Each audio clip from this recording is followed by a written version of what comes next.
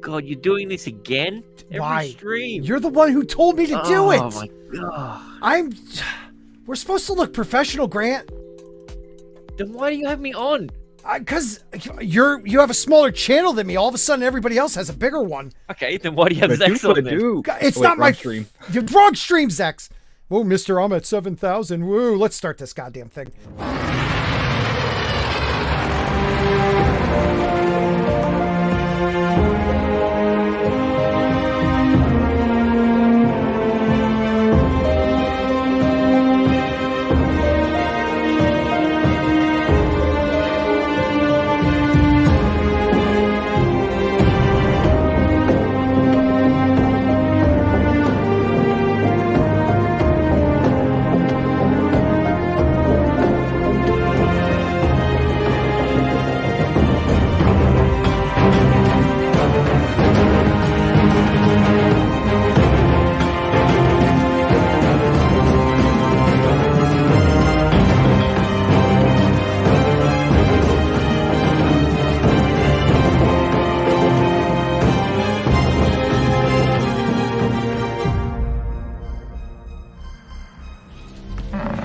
We look professional, don't we? Don't we, Mr. 7,000 subs, you son of a bitch. Hey, everybody, welcome to Sporking News Podcast. My name is Scott. This is Streamed by the Crossroads, where we talk Game of Thrones, A Song of Ice and Fire, House of the Dragon, Dunk and Egg, whatever we feel like talking about. But right now it is House of the Dragon Episode 3 review. Thank you for being here tonight. We have Mason from Freefolk of Fandom is in the house, and his mic sounds fantastic. Mason, how you doing tonight? I'm doing really good. I'm excited to talk about this episode. Hail to all you guys in the chat, by the way. Nice, buddy. You're getting good at this. And we have this guy, Mr. 7,000. How are you, Zaxx? I'm good. You? Great, man. Great. Really happy for your channel growth. Yeah, you guys want to talk Band of Brothers or what? Yeah, Band of Brothers must be the way to go. Thank you for being here. And MrGrantGregory, who's really happy for everyone. Yeah, I am. I'm looking for some potential new work because I mean I've been on a few channels they're not growing as much as I'd like. So I don't know if there's anyone on the panel that's above 5,000 that's looking for a new producer. I mean, I might know of a guy. Sell out. Oh, wow. God, I told you. Once I sell a couple more kidneys, the money will be there. Well, I told you this time not to sell your own ones because you need them. It's hard finding prostitutes during, pandemics. True. Okay, family friendly. How is everybody doing tonight? We have, let's see who's in the chat. We have, according to Christie, who's allowed to be on the panel, even though she loathes the show. Tina Bojan says, according to Christie, sorry to hear that news. I'm enjoying Hot D. But then most fans don't agree with the shows I find fun or interesting, LOL. Hey, we had the beginning of WandaVision. We had like the first couple episodes together. Remember that? That was a good time. Grumpy Old Ninja, one of my biggest... ruined it. Oh my God. It was so bad. Grumpy Old Ninja is in the house, one of the biggest pushers of... he's a pusher man of Sporky News on Twitter, and I thank him for that. Eric K asks, is Gary coming on? He has an invite and he's in the DM, so I'm going to have him on the thumbnail, people. Sorry if you get upset once again. You might be surprised who turns up by the end of the stream. You might be. Might be. You never know. Keely Chow saying, hey, everybody. Joseph Dredd saying, hail chat and Mrs. Sporking. She's not watching. She never watches. Only when I tell her that people are talking about her, so she might watch this one. Bosh McFadden saying, what's up? Sean is in the house. How you doing, Sean? Good to see you, my friend. Let's see who else do we have. Emotionally Unstable Amphibian. Always good to see you. You can go to bed anytime you need to, my friend. I know it's late over there. Zing, dad jokes already. Yes, we are always there for the dad jokes. The Ginger Ninja is in the house. Nero is in the house. Tevin is in the house. How you doing, Tevin? So we have a lot of people in. So I was looking for Soul Assassin. He's like my sporking mod of mods. Running with Scissors is up in here. And just another red shirt. One of the greatest mods around. With Eric K, Mark, all of them. Or Mags, all of those people over at I'm part of Nerdrotic mods, even though I'm the worst of them. Like, pretty much the only time I ever post anything on his channel is to pretty much talk about myself. He still allows me to do it, though. He's throwing me a bone, I guess. Shane Nolan is in the house. Always good to see Shane. Shane is an OG sporker. So thank you for being here, Shane. And we're going to jump into it. We got a couple other people. What up, people? Abomination AJ. We got like 42 people already watching, so I'm not going to keep running through the chat. We're going to start talking about this episode. Before we start anything, what do you guys rate this episode so far? Zach, what do you say? Zaz? Out of 10 or what? Yeah, like out of like 10,000. Out of 10,000? Yeah. Like a 7,000? Like a 7,000 subs, yeah. Yeah, Like that. son of a bitch. Like that. Everybody, yeah. Zaz blew up this past week. Yeah, I did.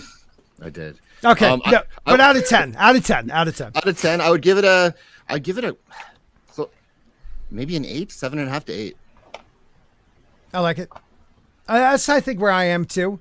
It's so hard right now because fantasy sucks. Yes. So, like, I want to give this way higher than it probably deserves, but Me too. There was only, like, little things that really bothered me, and it was more like, oh, why that? Or why that choice? Or that made no sense. But it was a great episode. So, I'll give it an 8 also. Mason? What are we doing? Okay, so we're giving... What do you rank the episode out of 10? Okay, for an enjoyment level, it's definitely like an 8 or a 9. Mm-hmm. But there's definitely problems in it, so it's probably like more objectively closer to a 6.5, 7, something like that. Right. I think that's the best way of putting it, man. I'll give it an 8, but it probably is like a 6.5. But yeah, still, I that's, really love this episode. What would you rank? We'll talk about that maybe later. I don't know. Rings of Power. You know, like, so even a 6 would be like millions of times better than that shit show that we watched. 7 times better than Rings of Power. Yeah, pretty much. Pretty much. Joseph Dredd says 5.5 to a 6. And I understand why. What were you saying, Mason? I think Rings of Power probably is sitting at like a 2 because it was made, and like that's about the best thing you could say about it. Like the dialogue makes no sense. Yeah, there is some good camera work. There's a few good shots, but not a lot though. Yeah, exactly. Like the costuming is bad for like 99% of it. I will say Sauron did look really cool in the like 2 seconds you see him. Yeah. What do you mean? He was on the raft. Shh. Spoilers. Well, when he was like standing in front of all the orcs and had the big pike and had all his armor on, I was like, yes, this is really cool. And then that was the last we see of that. You're right. It was an enjoyable 8 frames. Yeah. Yeah. I agree, Stig. That was one thing I was going to point out. The kid grew way big. Like, I think he was like he was supposed to be like 14 in that first episode, maybe like 13 and a half. So it was like 3.5 years, and kids can sprout up, but he looked like a grown man. Well, I mean, you've heard the saying that war ages a man. So I mean, you know. Yep. And he wasn't that much of a man in the books, if you know what I mean. Well, right. no, he was. True. He was so much of a man. He's a man's man. Yeah, literally. Yeah. That's a good way of putting it. What did you rate it? Eater. What did you rate it? I gave it a 7. 7? So, yeah, I think 7. When it comes to TV series, I'm very critical of individual episodes because you automatically base them off previous ones. If this was just a standalone, contained story, I'd probably give it about a 7. So yeah. I'm happy. I'm happy with that. That's a pretty decent rating for TV for me. I've rarely ever have I ever watched a 10 out of 10 episode on TV. No, I'm with you. And Stig, I completely agree with you. I am so conflicted because I am so angry with George for not finishing The Winds of Winter. I am so angry with season 8. But like, I want to not hold House of the Dragon up to the standard. God, it's so tough for me because it's like, it still is George and it's still HBO. He was working on it while the Game of Thrones series was still going. Like that. Yes. But here's the thing, maybe he wouldn't have if they actually included him in everything. But maybe he should have just been writing the book. I mean, that's an idea, but if you did that, how else is he supposed to afford all those trampolines and pizzas and everything? Yeah, that's true. That's true. Yeah, so overall, you know what? I'm going to give the show its chance because these actors have been really good. You know, Patty has been, this was his episode. You just see the king, his health dwindling, the joy leaving him. Like it was some powerful acting. Yeah, I want to ask you a question about that because only on the second viewing, I completely changed what I thought. I thought he was just mentally drained and like just shit-faced all the time because I made a point of showing how much. But then I'm watching it back the second time. I'm like, is he's acting like he's poisoned or you hear his breath like dying? Yeah, like there's little subtle things with it. And I'm just, his health is going. The alcohol has a lot to do with it, but also the poisoning of the nothing wrong. Well, the infections. If you notice, like there's a part where his gloves, he lost 2 fingers. It's like bent, so he like lost 2 fingers. Well, not just that. He's always hunched over. I didn't even pick that up until the second time around. Yes, Skull Ship. This is all spoiler review.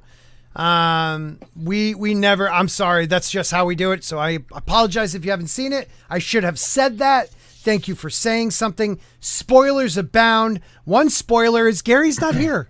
But you never know. Yet. He could always drop by. Stig, really, a 6 out of 10. I actually didn't think you were... It's the acting, isn't it? I appreciate that. So, did you see the thing with the fingers? I heard you say something about it. But like when he's holding the spear and he has his gloves on, you can see the 2 fingers sticking out. Yes. And later in the episode, when he's in his room and he doesn't have any gloves on, you can see that he's actually missing the fingers that were infected. So the spear is the first thing you could see it. And we'll get there. But also on that sort of note, I mentioned something in episode 1 that I'm glad that they're sticking to. They're not beating us over the head with exposition or, oh, here we go, he's holding the spear. Let's zoom really close in and hold a long shot on his missing fingers and everything like that. And I like the fact that even with some of the dialogue and that's going on through it, they're leaving a lot open to interpretation and not over explaining everything. As I said, I enjoyed it. I gave it a 7, so it's a pretty good score for me. Right. Well, that was the beauty of it. Like, they didn't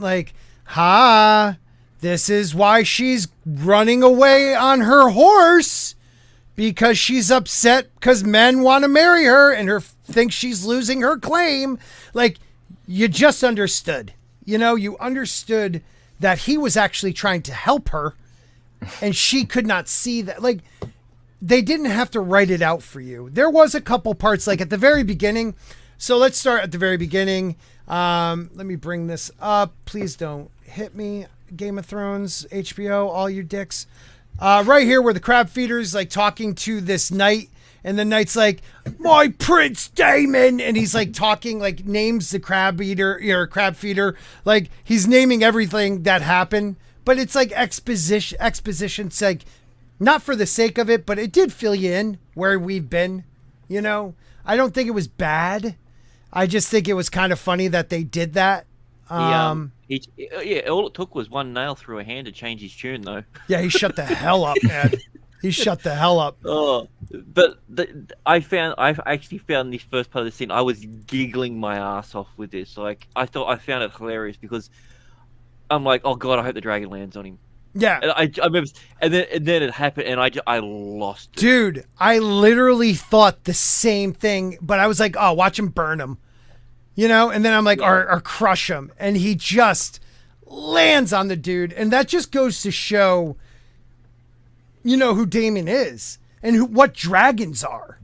Like, you are nothing. You are nothing to a dragon. You are an ant.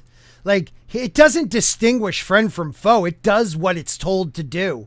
And you know, if people don't know, like, Targaryens do have like somewhat of a, it's like, I don't know if it's telepathic, but it's like what would you say with empathy, like where they could feel what the rider's feeling. I don't know what type of. There's some sort of an empathic connection. Yeah, is that the right way of saying it? Empathic, yeah, sure. Give me Yeah, empath. sure. We'll go with that. What do you think, Zaxx? Yeah. What I think about this opening scene, I liked it. I try not to think too hard about the fact that, like, with one nail through the hand, most people aren't going to lay there until they die being eaten by crabs. You're probably going to give up that hand or a part of that hand and leave. So I had to look past that and enjoy the rest of the scene. And I get it was exposition, but it was pretty well done. And I'm glad he got stomped on by the dragon. Yeah, I mean, the nail doesn't look mushroomed that much. Like, it almost looks like a straight nail. Like, you could just be like, and you jerk, and just slide your hand off. But, right, things you have to get past. Right. That's what kills me about the other, groups in fandoms. They're like, you guys don't let anything go. Like, we're willing to let shit go by that we really sometimes would stick on. But if the show is good enough, and the dialogue's good enough, we'll say, fuck it. Yep. Yeah, I'm not as much of a purist when it comes to the battles as someone like, say, Shad is. Someone she's the sword the wrong way, and it completely takes him out of it because that's his world. I still think it's a bit weird that they've got dragons and they're losing a fight. Like, the way in which the dragons have been shown throughout the series and described in the books and everything, there's no way in the world. The only thing that can really stop a dragon is another dragon, sort of thing. Real quick, sorry to interrupt you guys. Running with scissors, I will only spoil, like, if not ahead, but if there's something different in the books and I think it's important to point out, I may. But the show is a different beast altogether because literally there are 3 different versions of this story. If you go to A Song of Ice and Fire, the main books, like, I'll tell you right now, this is the one thing people argue with me about, but Rhaenyra and Aegon are not half brother and sister. They just talk about them as brother and sister in a civil war. Sorry, it's coming. But like, if you go into the princess and the queen, it's different. And the Rogue Prince is different than Fire and Blood. So like, they changed it 3 different times. We know what's coming. I believe everybody sees what's coming. They just don't know how it happens. And I think we're getting there in like, how many shows can jump 3 years and you're like, that was okay. I'm fine with that. I don't know. I mean, it nearly destroys other series time jumps. But I guess because it's only a few episodes in, like within one episode, we had a 6-month time jump as well. So they established that early on that they're going to be able to do that. When it gets to the point where they're changing actors, that'll be the determining factor. Right. Because at the moment, I don't want the other Rhaenyra. I want this Rhaenyra to stick around because I'm actually enjoying. I agree. Yeah, I think she's playing the character perfectly. Essentially, I don't like her character, but I think that's the reason why. Yeah. I don't think you're supposed to. I think that you have the right impression of her from what their performances is, and it's amazing what, even though we're nitpicky, we will put up with if it's a good story and the characters are good and the actors are portraying the characters properly, and I will just go with it. And that's what they did with this that other certain shows aren't doing well. See, Mark, I disagree with what Mark Lazur is, and I love Mark, but I don't think she treats them all like that. What she's treating them as is they all want her. They just want her position. They want to be the next king. That's like she sees everybody as a usurper of her, God-given right to be queen. She sees her little brother, that's what we see from her in this episode. That's why she chucks a tantrum and runs away. It's based purely and simply on her insecurities. Yep. Maybe the whole thing that happened with the with the boar and everything might change her because she seemed physically different. Yeah. In the way in which she was acting and everything. Yep. She might not be this petulant little brat anymore. That's just constantly worried about. No, I want that. That's going to be mine. So yeah, I think how she's playing it works, but I don't think that she thinks of men that way. I think she doesn't want to be seen as property. Mm-hmm. And mainly she doesn't. I think she's worried about what happened to her mother happening to her. Yeah, I mean, I see it as this. She is playing the role the way the role is meant to be played. I think she should be a petulant child. Like, she is 17 years old and thinks her world is about to collapse. Her dad is trying to marry her off. Everybody just wants a piece of her. And she runs away from that. And the boar should have just, I mean, literally, she should be dead right now. But that's how it is, you know. We'll go by that. Boars only kill kings. Yeah, that's right. Yeah. That's right. Yeah, I don't mind. Actually, he has the link. What am I talking about? Stick has the link. What I don't understand is, so we're going to go through, for once, we're going to try to go through the show like the way chronological. We always jump around so much, but cool. So that ending scene at the right at the end. Right. So how about this battle? It's been 3 years. Okay. They didn't get the kings. Okay. They're in the step zones. The Valyrians, they may be rich. They're buying cell swords, but after 3 years, cell swords will start disappearing on you. They have a small army from their island. Daemon is burning the shit out of everybody. What do you guys think of the battle in the Stepstones as we see it at the very beginning? Well, we didn't really see much. And I think that was the thing. Like, the whole idea of him using the dragon as a low point, like going down there while there were archers above him, made zero sense. Like, zero. Yeah, like from a battle strategy, it's like putting your trebuchets in front of everything. Dude, who would ever do that? Wow. Who would ever do that? Or just like run your cavalry, like light cavalry, just straight into the enemy. Yeah, but I mean, assuming that they're not able to instantly reproduce off screen in the next episode, it's a bad strategy. True. That is true. But yeah, like I think this is the setup that the reason why they're not winning, it's all on Daemon. Right. It's to show that he's got the power. He can actually do this, but he's just not. He's just, whether he's thirsty for blood or whatever it is, or he's just not that good as being a strategist. We don't know, because nothing has been shown of his abilities as of yet. Right. So I think it was a good establishment of why they're losing. I just disagree with the fact that they are losing. Right. The idea that the idea that like it's like a guerrilla warfare. They come out of their caves, they hit, and then they go back in. After 3 years, if you have that island secure around them, like they're gonna run out of food, right? Like that's the part that gets me. I don't understand how they're still alive. Well, they're not growing food in those caves for sure. No, and 3 years with 2 dragons, and they had 2 dragons, keep in mind, and a navy, and what's supposed to be the strongest navy as well. You could easily keep that under siege, and there's nothing coming in or going out. And what I didn't understand is they told us about how poorly they did on the ground, but we don't know why that happened or what was special about the defenders. And that aside from the caves, which, like, I didn't like the fact that he landed. I thought that was just done so that he could look like he's vulnerable. He could show us a vulnerability. But obviously, you're just going to stay in the air. Yeah. As far as I know, they can melt rock with that dragon fire. But I had to let that part go too, because they're trying to tell me a story. So I'm going to let them tell me the story. Right. Good way of putting it, man. And it is one of those things where, again, I'll be like, okay, maybe they had 4 years stocked of food in that cave, and I'm enjoying this battle scene. I'm enjoying a night battle that I can actually see people. I thought that was interesting. And the dragon looked so good, and the dragon fire looked amazing. Yes.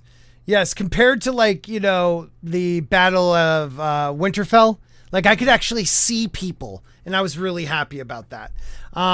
You know, the crab feeder is a interesting character. He is not physically strong. He has grayscale, which needs to be said. He did have grayscale. He definitely has grayscale. Yeah. When I looked at it, I'm like, I thought he was like burnt with dragon fire or something, because he's really deformed, and it looked like they look like burns. It looked like he had his mask like welded to his face. Yeah.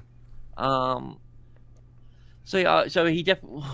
Well, no, I believe he has been burned. Probably, but he also has grayscale. And you can see it was much worse by the end than it was the first time we saw him. Like it progressively did get worse. Yes. Without jumping too far ahead, that's transmissible by touch, though, correct? Yes, very much so. And even like if you go into the books, there's different versions of grayscale. Younger children can be cured. Usually an older person, it is a death sentence. Except if you've got a Tarly. But gonna yeah, I mean, if you got to skin you alive, Tarly, you could be saved. But even in the books, when they talk about Cherie from who is the princess, you have Val. Val is a wildling princess, book only character who literally tells you, like, that child is cursed, like it's dormant. And when it's ready to come back, it will come back. Like, pretty much she's saying, like, no matter what you think it's cured, it's never cured. So it is one of the most contagious diseases. But on the flip side, Targaryens have a resistance to disease. You know, they'll get common colds, they'll get infections, but they also have a high resistance to poison, to fire, to all these different things. And that's why one of the questions in the book is Tyrion secret Targaryen? Because he falls in to the river where all the stone men are, which they call people with grayscale that start to lose their mind. He falls in, gets touched, and never turns. You know, so it's one of those things. Targaryens have weird, you know, like, yes, you can get infections from getting cuts on the Iron Throne, but you may be able to survive somebody touching you with grayscale or getting, I don't know, doused in their blood, let's just say. It's like plot-shaped armor. That'll never happen. It is. Did you all see the look of disgust in the carriage when Alicent bragged about how easy it was to give birth? Yeah. Oh, yeah. We're going to get there. So we find out this has been going on long enough, and I love how they go right to this name day celebration. And you see, like, it looks like burnt carcass, you know, but it's really like boar and all different animals. I thought it looked disgusting, the food. I was like, that does not look appetizing. It looks... This is the first time a medieval feast like this, I'm going, dude, I want to be a part of that. I don't know why. Like, normally it's all gross looking, and I don't want to be a part of it. I was just like, I could probably go for a leg. Well, it's like pig heads, and I don't know what that is. Vulture, death mask from, you know, medieval life. I don't know what that is, but it looked a little gray to me. Pigeon pie. Yeah. But so we're in this part. Oh God, don't play. We're in this part. There goes the copyright. Great. And Viserys is Mr. Happy. Everybody's talking about his son. It's his second name day, so he's 2 years old, which usually means in this world he made it past like the age of where you probably there's a good chance you're gonna die. So the second name day is a big one. Alicent is prego again. Like, she has a big bump. So, like, you know, Viserys, good for you. You're breeding. What do you guys think? What is this whole, you know, rundown with, you know, you got Otto talking to his brother and people coming up talking about the stepstones and Viserys just wanting this to be about his son. And I thought it was an interesting scene. I don't think Otto likes his brother much. That's a good point. Yeah. That's a good point. What I saw from that scene was that they gave us a lot of information without having to explain it all. No big exposition. It was just, he's got a kid, here's another kid, they're having a feast. So that part was good. And then you see that he is still the king with his head in the sand, where he just, I don't want to deal with this thing on the stepstones. It's been years, and he does tell us that exposition-wise, say it's been 3 years. We can wait 3 more days. But, you know, we saw that from him prior to, and it seems like it's even worse now than it was then. Right. And that is, it seems, okay, so is he we find out kind of in the rest of this episode, he isn't the king that, I feel like at this point we think of him as the king that buries his head in the sand, but really he's scared to, it's not burying his head, he's scared to make a decision. Like, if I go and help my brother, I'm going to piss off this group. If I don't help my brother, I'm going to piss off this group. So I'm just going to kind of push it on. This is my son's name day. Give me 3 days to think about it and enjoy this. And it just gets worse and worse for him. Nothing ever is calm for this guy.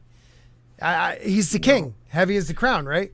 Yeah, and I think that he's avoiding a decision that he knows that no matter what he does, like you said, there's going to be a blowback. So he is trying to avoid it, even though there's no way to avoid it. Right. Right. What do you think, Mason? Well, there's a line later in the show where he says he just gets angry. He's like, I can't make one decision without angering. Like, I please one person, I make two more angry at me. Yeah. I think that really shows like where he's feeling. But this shows you like his whole goal is like he loves his family. That's what he's good at. He wants to be a good father.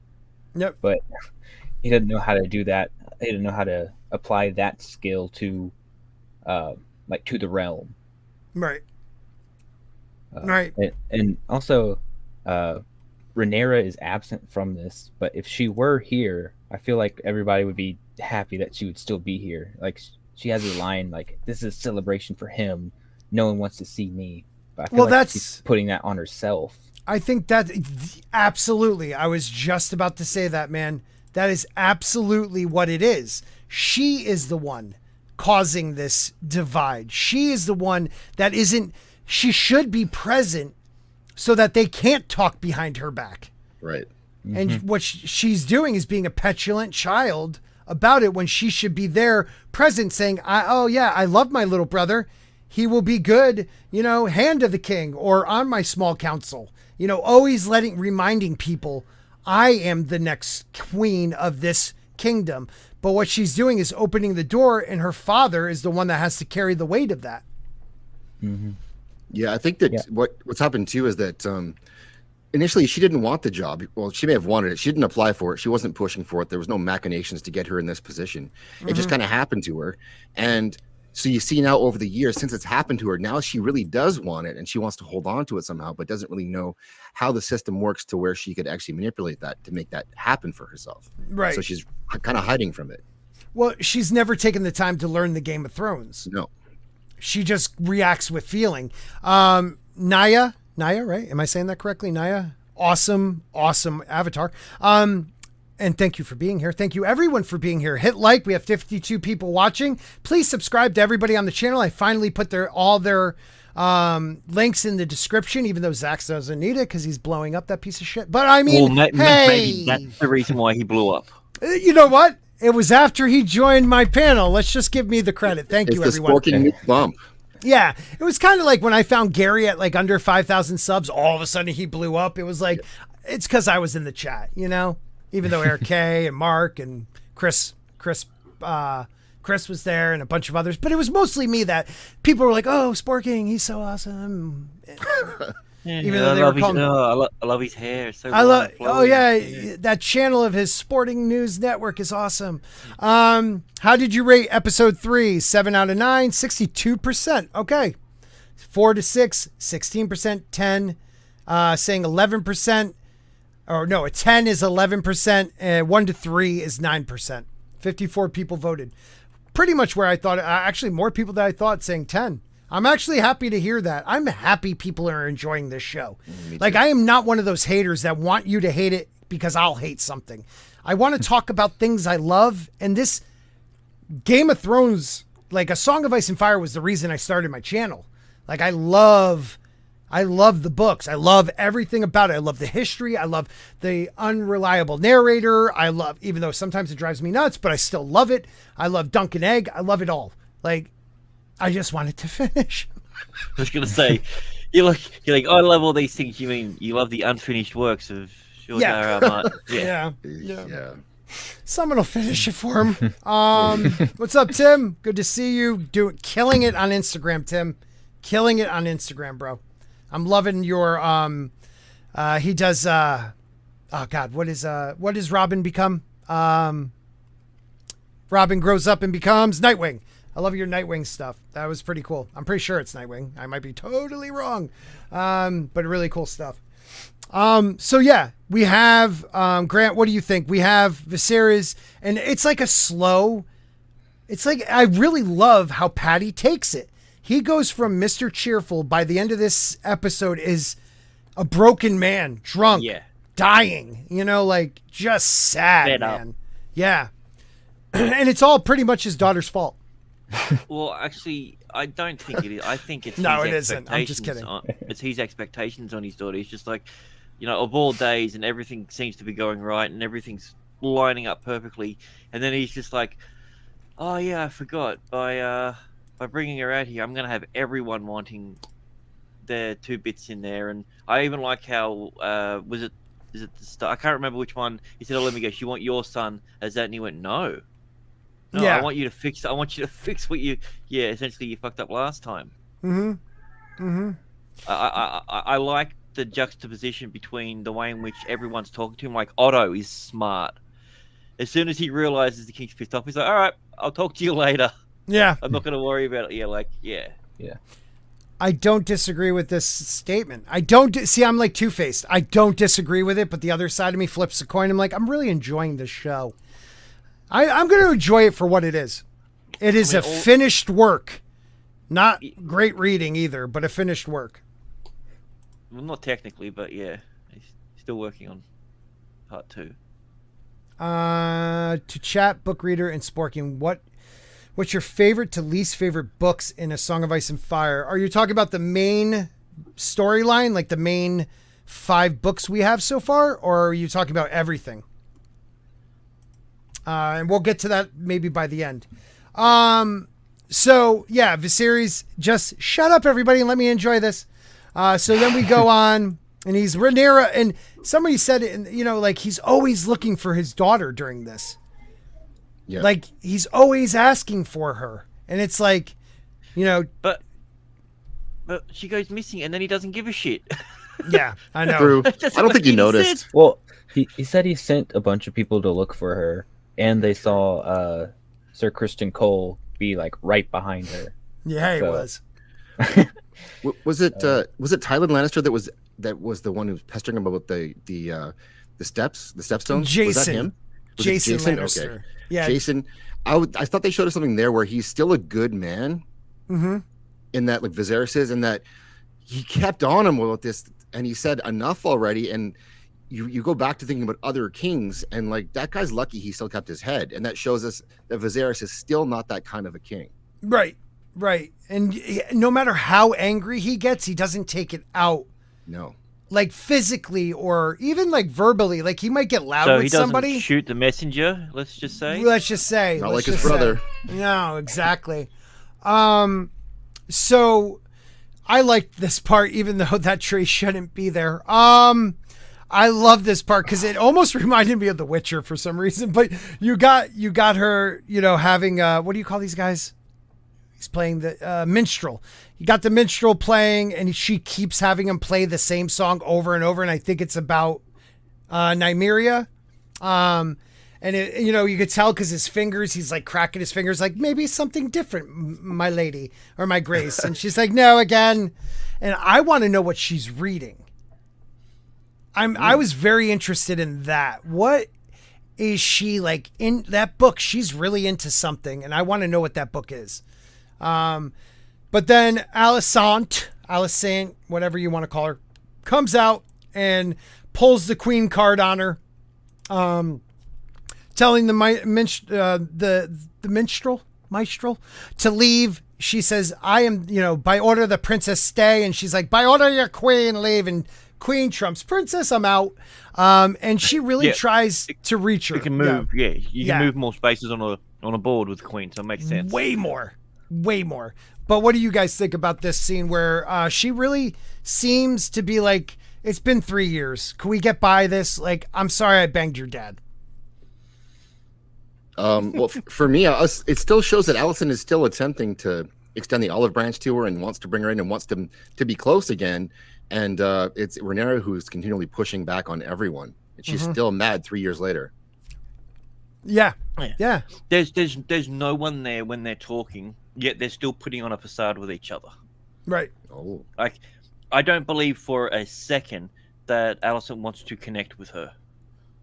I feel like she's doing this purely and simply because the king wants it. And she's like, all right, I'm gonna go do that. She doesn't want to do anything with Rhaenyra, but she wants it to appear. And she's done it that often that even when they're by themselves, she's appearing that way. Like, you're seeing more and more of this book version of her starting to come out, and definitely now I think she's any care and love that she had for Rhaenyra went away when she had Aegon. So I definitely think she's now. She was hoping that she defied her. Yeah. That's what I got out of it, but I could be reading into it. Zach, what do you think? I think that I can see where you're coming from with that, but I think they haven't shown us that yet. Obviously, she's going to go that direction, but later on, when she's alone speaking to Otto, he's telling her, push to have Aegon named heir, and she even pushes back against him in private to an extent. Yes, it's not a hard push, but there's a pushback. So I don't know if she's all the way there yet, but she's going to be there.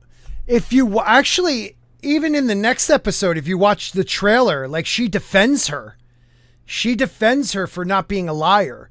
Like I really think she is not there yet. She just wants a happy family. She wants her friend back. She did something because her father told her to do it. I think she actually does care about Viserys, but like rather have her friend, be happy for her. I think she does care about Viserys. I think that's a genuine connection. But I still think she lives in fear of her father. Mm-hmm. Yeah. Oh, definitely. For over a decade, my dude, if you want to talk book version, then Rhaenyra is just as bad. Yeah. Valid point. Greetings from... Hey, Sonny. How you doing? Old school. Yeah, so you got this scene, and then we go on to the next... And they, oh God, it's like such a beautiful tree, but it's not supposed to be there, and I can't get on it. Right there. That is a gorgeous weirwood, and it should be like a stump. Okay, there was no weirwood in King's Landing at this time. There wasn't. They were all chopped down. It's a heart tree. It's like an oak tree or something. It is not a weirwood. I don't think I'm wrong about that. I will redo my research, but I swear they're all for the majority. There might be like one or two south, other than, and someone pointed this out, other than the eye of the garden area, the eye of the one near Harrenhal, the island. Oh my God, why am I blanking on that? Look at your map. Yeah, hold on. George retcons himself all the time, anyway. So this Isle of Faces. I mean, my research tells me Isle of Faces.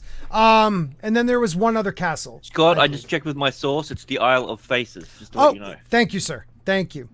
So we're leaving. I thought this was a cool shot of King's Landing before it becomes a desert in season 8. I thought that was good. Well, that's what happens when you chop down the trees over there. The only thing that's left instead of dirt, it's sand. It's sand, of course. Science. Of course. Science. Yeah. I enjoy the Kingswood.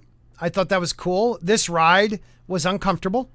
I do like the attention to detail. They have like cup holders. Yeah. How big is this carriage?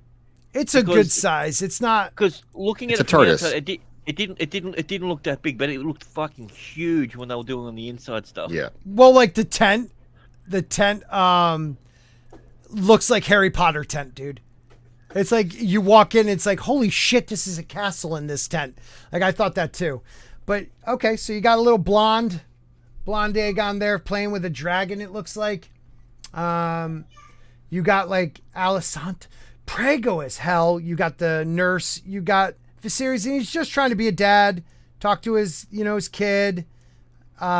She is not having it, man. She's a third wheel. That's what I got from this scene. I'm a third wheel.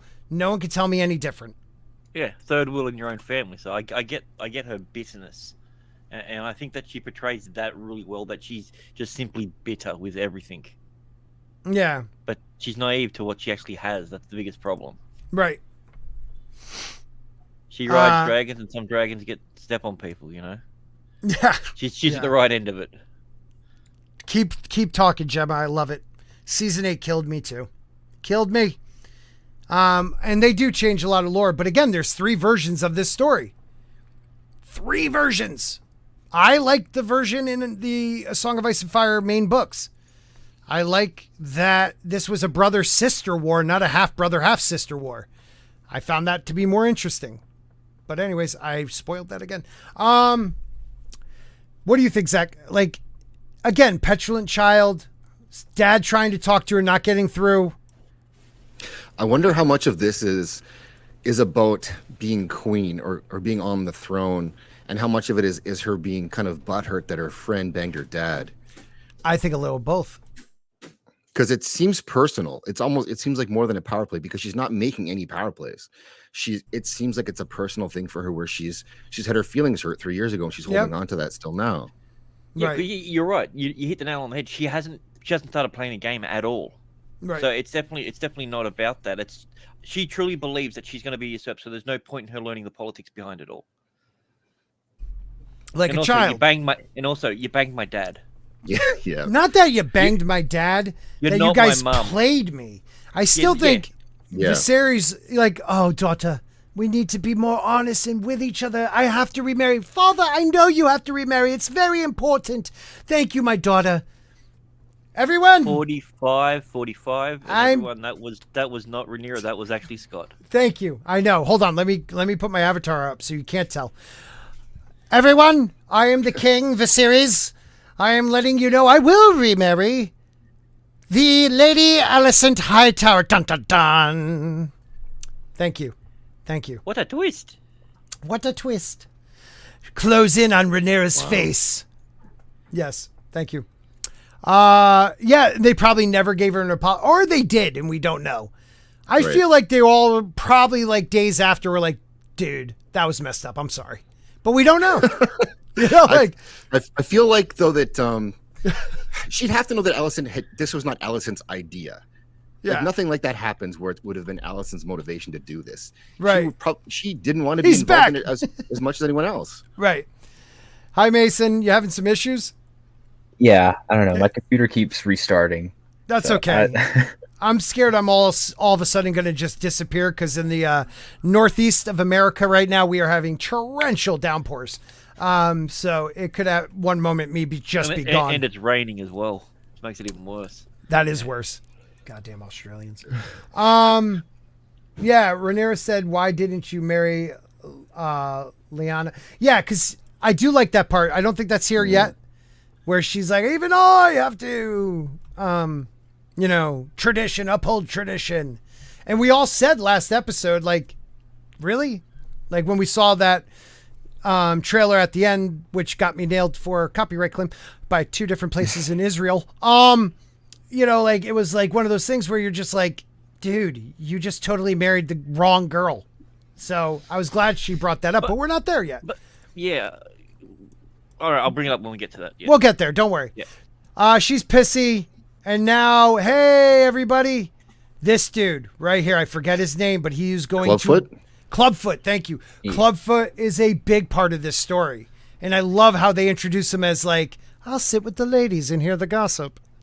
Because Clubfoot is like Master of Whispers. Yeah, what is he like in between? He's not really a Littlefinger, but he's definitely more like what's his name? Viserys?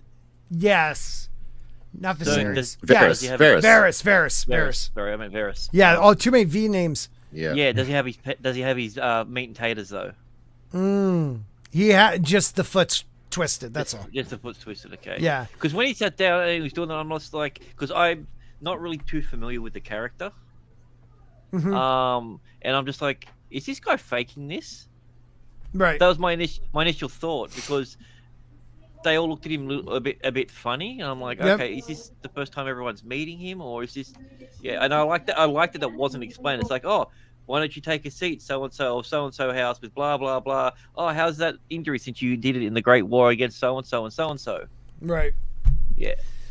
He just sat down. He's like, I'm not made for this. I love that part. I love this chat. This chat is on point. He just wanted cake. That's all it was. He wanted that fucking cake. I wanted some of the cake that they're eating. Yeah. Goddamn dog ate it.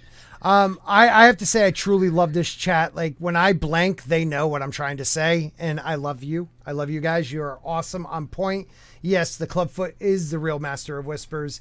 It is not a really well written part of Fire and Blood. Fire and Blood's like a textbook. But I could see them being able to, with the help of George, making this a really good series, because there's some really great things set up in these chapters. Well, the dialogue is already better than the last 4 seasons of Game of Thrones. Yeah. In 3 episodes, so... I'm such a shitty spoiler. I said I wouldn't do it, too. I so said I wouldn't do it. I should have just said, remember this guy. I did say that, and then I went on to ruin it. I suck. And that's why I have so many little subs. And talking about little subs, guys, Mason is a great dude. Could we get him to 100 so I feel like he should be on this panel? Did I say that wrong? No, he has 49 subs. He has 49 subs. Please subscribe to him. Let's get him to 100. If we can get his link in the chat, I'd appreciate it. But let's get him to 100 so he's, capable of talking with us. Maybe his computer wouldn't be like, screw you. You got 49 subs, I'm shutting off. What did you think about this opening scene where everybody's like, hey, they're here. Yay, Mason. I really liked the whole, just the whole hunt thing. Like having everybody, like all these lords coming together. I thought it was really cool. I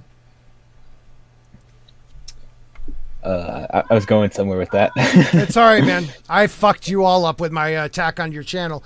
It's fine. It's fine. You know what I did love about this scene is that look at Game of Thrones, and season 1 had no budget, and the hunt, that kills Robert.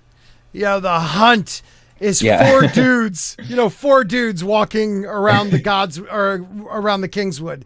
Like, it should have been something more like this. You know what I mean? Where Robert said, screw you, you guys aren't, holding anything down. I'm killing this boar. It should have at least been like all these knights and all these people. Like it's always a grand show when you go on a hunt. And I thought they did a really good job with that part. Yeah. Yeah, it makes the world feel bigger. It gives you an idea of the fact that people do respect this king and also the heir because it's about his name day. So it also puts what Rhaenyra's fears into a visual thing. So we know, it's not just in a head, but it is at the same time. Right. But you can see where she's coming from. So I like it. I think I would have liked to have seen more of the actual hunt of it instead of like, oh, we've got it sent. And I didn't even realize it was a stag. I thought they were chasing a boar. Yeah, no, that's a big deal. The white stag.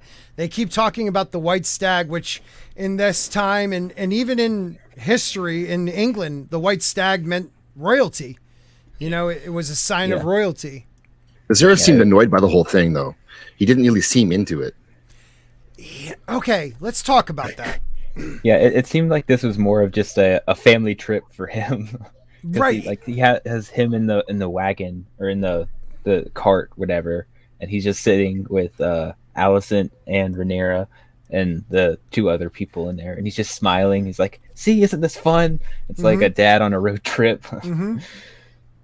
Yeah, and when they tell him there's a white hart initially, he's like, I guess that's good. Like, right? That's a good sign. He doesn't seem excited about it. He doesn't seem to want to leave the tent that much.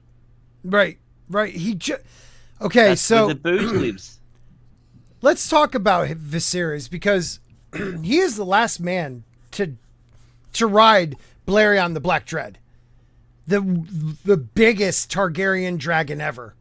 Like he is Aegon the Conqueror's dragon. He was the last man to ride it, yet he hates dragons. This is a weird thing. Did he actually ride the dragon? Do Yes. we know for a fact within the told. show's lore? Yeah, I know, but there's something about it. I think something bad happened. Yeah, I don't think I think he killed the dragon. Oh. I just don't think because the way in which he talks about the dragons, there's no reverence to them. It's all fear and anger. I think the Black Dread at an old ornery age allowed him to ride him and then did something nasty. Yeah. And he was terrified of the dragon. Show me where the black dragon touched you on this dock. Yeah, exactly. Big black dragon. Yeah, big black dragon. What do you think, Mason? So do you think that we were talking earlier about the telepathic link between rider and dragon? do you think that he like saw into the mind of Baratheon and saw something like a lot darker? Like instead of seeing himself as like a tool to win a war, he just saw it as like, I don't know, fun to burn a bunch of people or something. I don't know. No, I kind of see where you're going with, like, Baratheon was around for a very long time. Aegon, Maegor, Jaehaerys, and then Viserys. If there is that connection, he could have felt all that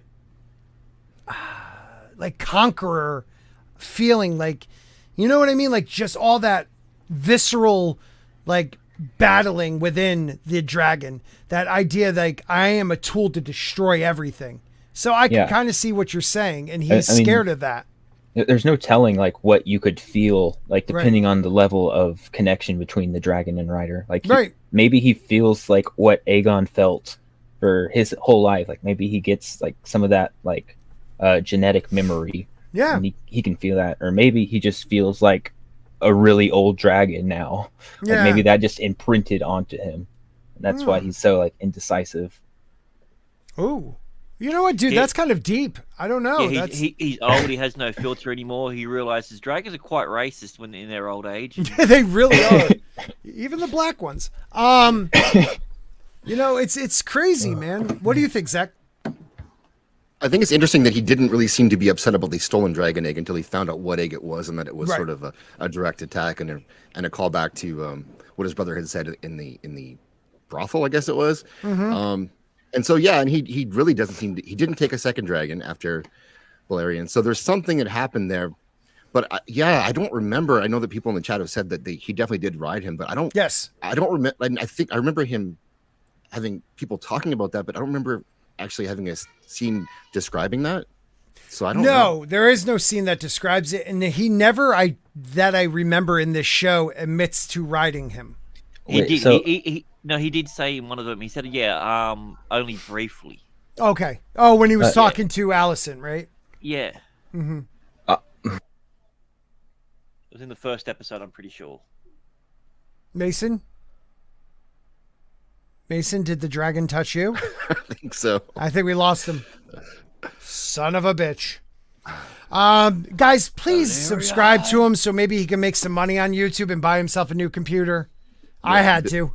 Billy Bob Sack says, once you go black, you can never go back. There you go.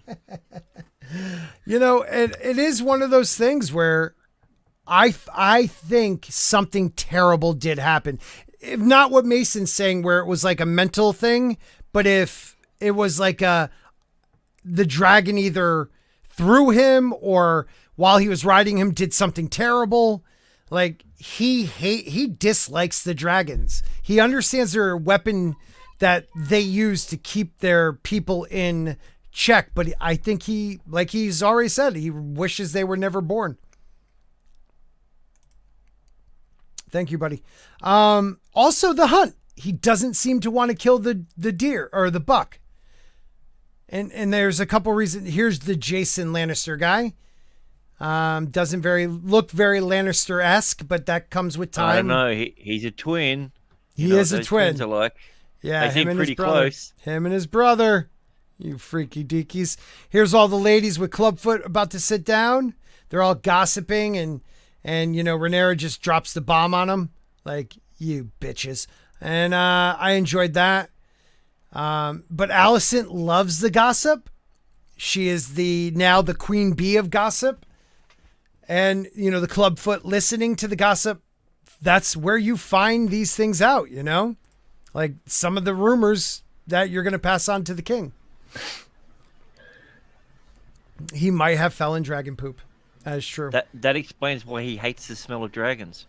Yeah, right? But once again, we have her not playing the Game of Thrones, not winning over these women that could have their husbands help support her. Yeah, if there's a decision to be made left or right, and there's one clear way of doing it, she always takes the opposite. And she's doing it to the point every single time where I think she's fully aware of how to play the game, but she's just not, because she's chucking a tantrum, because she's being a pestilent child. She thinks she doesn't have to because she's not going to be queen. But even if you're not going to be queen, you need your station in life. You guys talk. I got to bounce for 1 second. Mason, talk while you have a chance. Yeah. So, am I the only one who thinks that this episode was very detrimental to Rhaenyra's likableness? No, I think it explained it more. Like, you see the grandioseness of the hunt in comparison to what she got. They even make a point. Was your second naming day, you know, this elaborate and everything? She runs away, and literally only one knight there is following her. She's the heir to the throne, and she's taken off. And where's all the King's Guard there to go out and find her and protect her? They're more worried about the hunt to celebrate the brother. So I think it justifies why she's behaving a certain way.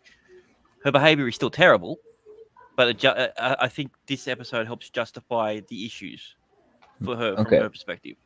But like, they all know that she likes to like run off. Like, even in King's Landing, she likes to go and just ride her dragon wherever she wants to go. So I don't know that them like trying to stop her. Like, Sir Christian Cole is supposed to be like one of her better friends in King's Landing, especially now that Alicent married her dad. But like, we get told that she's been pouting for 3 years and like not wanting to talk to her father. That takes a lot of effort to do that. Like that's got to be a constant struggle to be in like full bitch mode for 3 years. It doesn't improve her character in our eyes at all. Like, this really, except for we kind of understand her motivations a bit more, and it seems to be mostly personal. But like, I don't know. I find it hard to believe that at no point during these 3 years has she and Viserys had a conversation like, you are still my heir. Like, I want you to know this. Like, this is my son, but you are still the heir to the Iron Throne. I find it hard to believe that was never said, never mentioned. You see how smitten he is over the boy and everything, and how, you know, he smiled like once his wife died and everything like that. Even when he was getting a new queen and everything, he didn't seem happy about it. But now he genuinely seems happy. What has changed? He has a son. So if he's as like that, she might go, well, I don't need to. I've already got my answer. And as the father and the king of that, he should have gone and spoken to her, which shows that he hasn't. So it's a two-way thing that they both. He's just absolutely. Assured, that she knows. Oh no, she knows that. That's there. Why would she even be questioning it? And he's like, well, he hasn't said anything about what's going on, so clearly he doesn't want to talk to me, because last time he didn't talk to me about something. He married my best friend.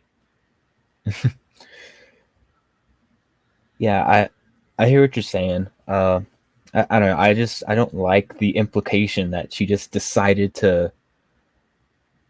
Both of them decided to not say anything about what was clearly going to be the issue.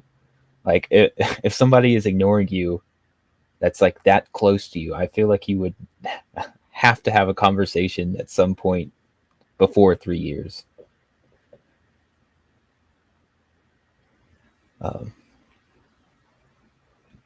But there's also the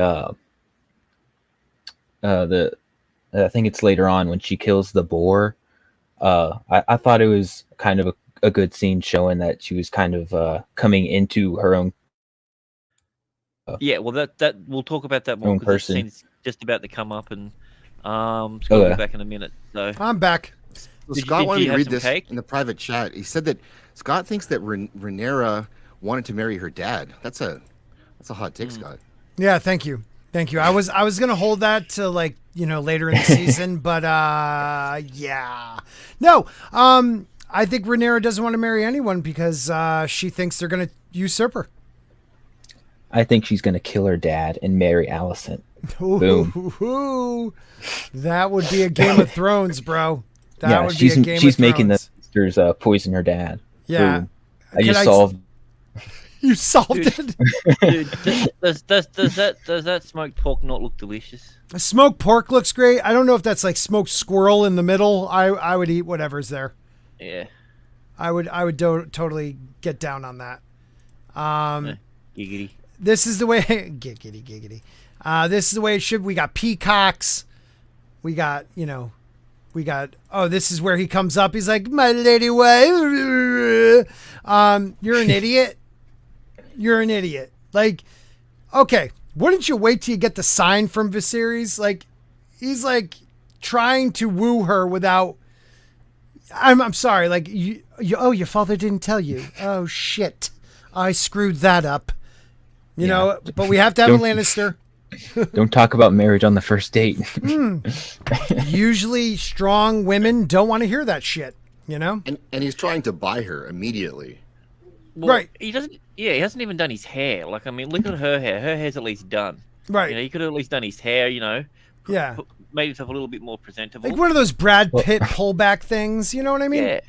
Or sub in with his twin, because his twin looks better than he does. So. Yeah. That's Jason Lannister. Now, I think he is not the ruler of Casterly Rock, though. I think his brother is, but I could be wrong about that. Well, like he didn't even do. He is, because he talks about her station being in charge there with him. Okay, so he is. Yeah, that would make more sense. Why would a Targaryen take the second brother? That would be Durf. Okay, my bad. But like he doesn't even do like research on who he's trying to woo. Yeah. Like he's not like, she likes to be very independent. I better approach this like this certain way. Instead, he's like, hey, you know what? I have money. I could build you a garage. Yeah, a garage for your weapon.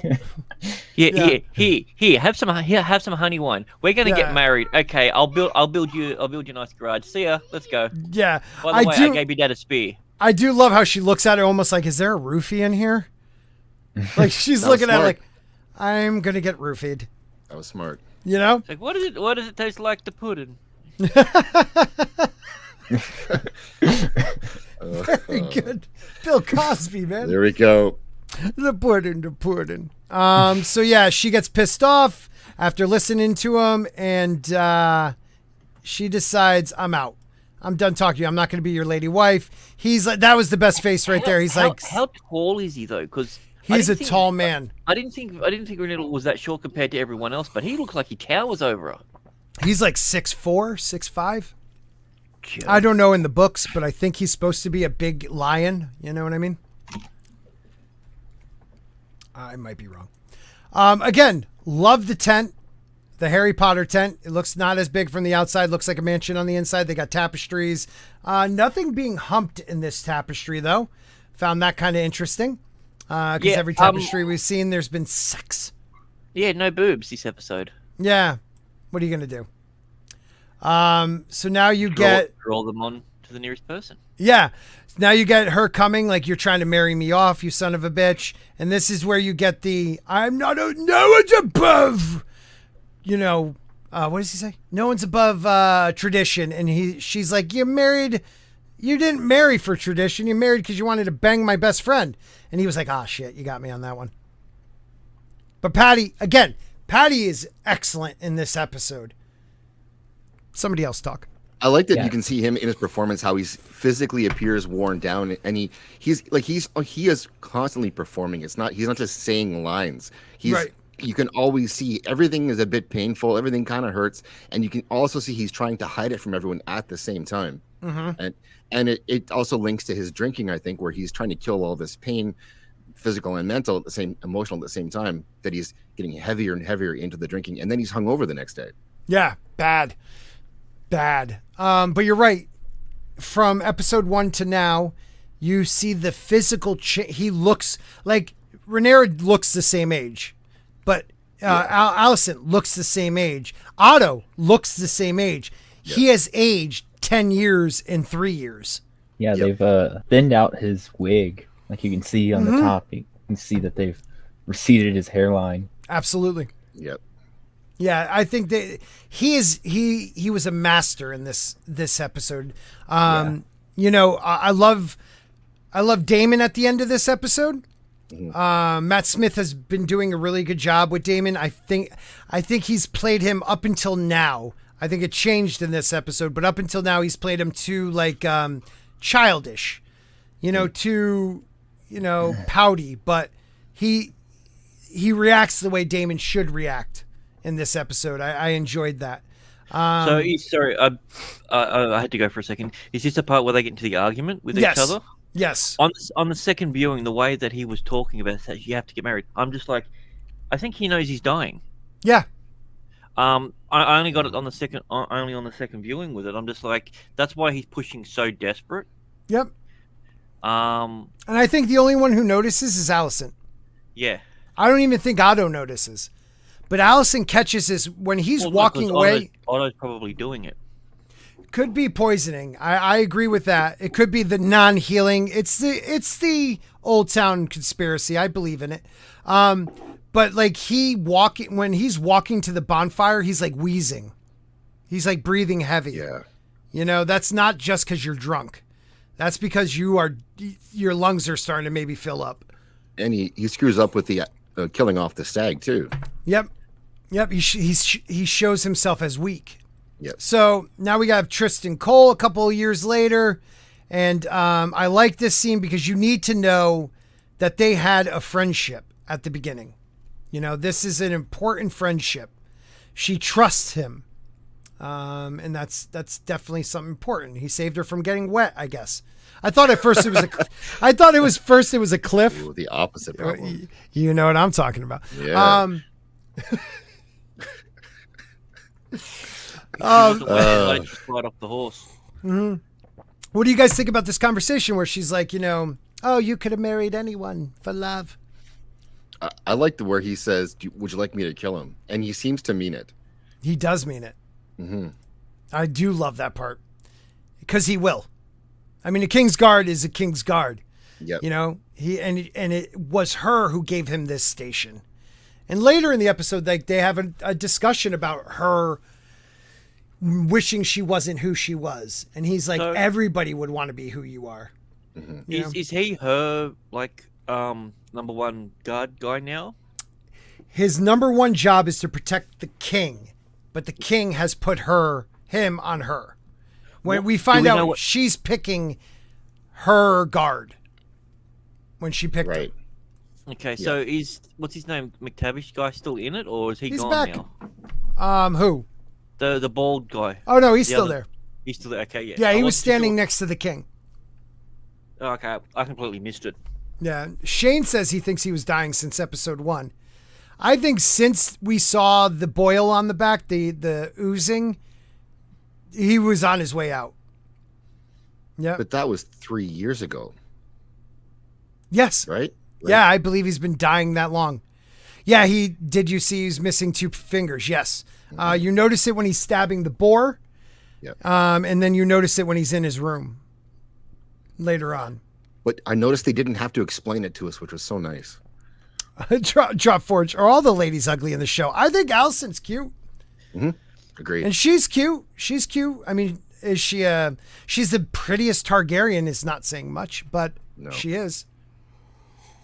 Her mom was not bad. Yeah, her mom was kind of hot, but she was an Aaron. Oh, half Aaron, I guess. Yeah, well, she was also like naked in a hot tub for most of the scene. So yeah, it does help with the looks. I'd be pregnant, but I'm sorry. Yeah, well, at least she was pregnant. At least you know she puts out. I like the way they did this with the scene where they talk about how the power she had to improve his station, and that he is talking to her about it. It wasn't her talking to him about how she did this for him and how he should owe her. Right. Like for her, she just picked the person who she thought was the best for the job. Right. And so, but he brings it back to giving her credit. I like the way they did that. Yes, me too. And not just that, he's also saying this whole idea of you being powerless is bullshit. Look what you've done to someone like me. You've changed everything. I don't even know if that's in this scene or later, but yeah, you're right. Go on. Yeah, I think it was here because then, but yeah, either way, it's their conversation. Right. And I think it also reiterates to her that okay, he's someone that I can trust. And two, yeah, shit, I'm the princess. Yeah. Yeah. Yeah, he'll always be there for me. Yeah. Always. Good tips. God, I hope my uncle doesn't find out. My uncle, brother, dad. Pips, what's up? Got to pack for the flight tomorrow and then go crash, but I just wanted to come and give a shout out to Zaxx. Yeah, shout that son of a bitch out. I mean, come on. I'm the one who needs the subs. Anyways, it all started after he joined this stream. I just want to make sure everybody knows it's my fault. Holy hell, you're nearly at 8,000 now. Oh my god, how do you do it? Dude, he was at 6.4 this morning. What is going on? All right, anyways, let's move on. Really? Oh, well, you're closer than I am, but... Everybody's closer than you. Yeah. Yeah, I do like their friendship here. I like to talk.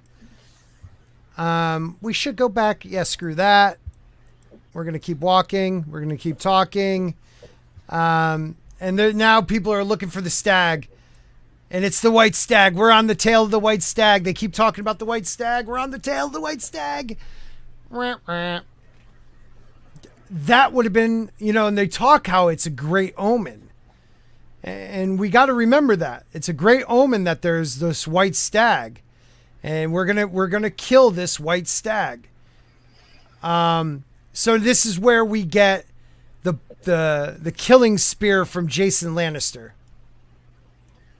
And you could tell in this scene, Viserys does not want to kill a stag. He doesn't want to kill anything, ever. No.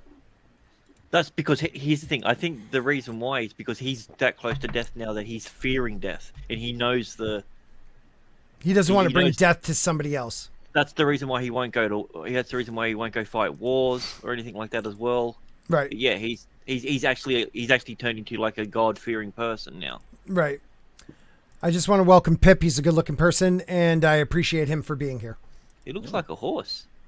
Okay. I'm sorry if I mispronounced you. My bad. Yeah. But he has a white cloak.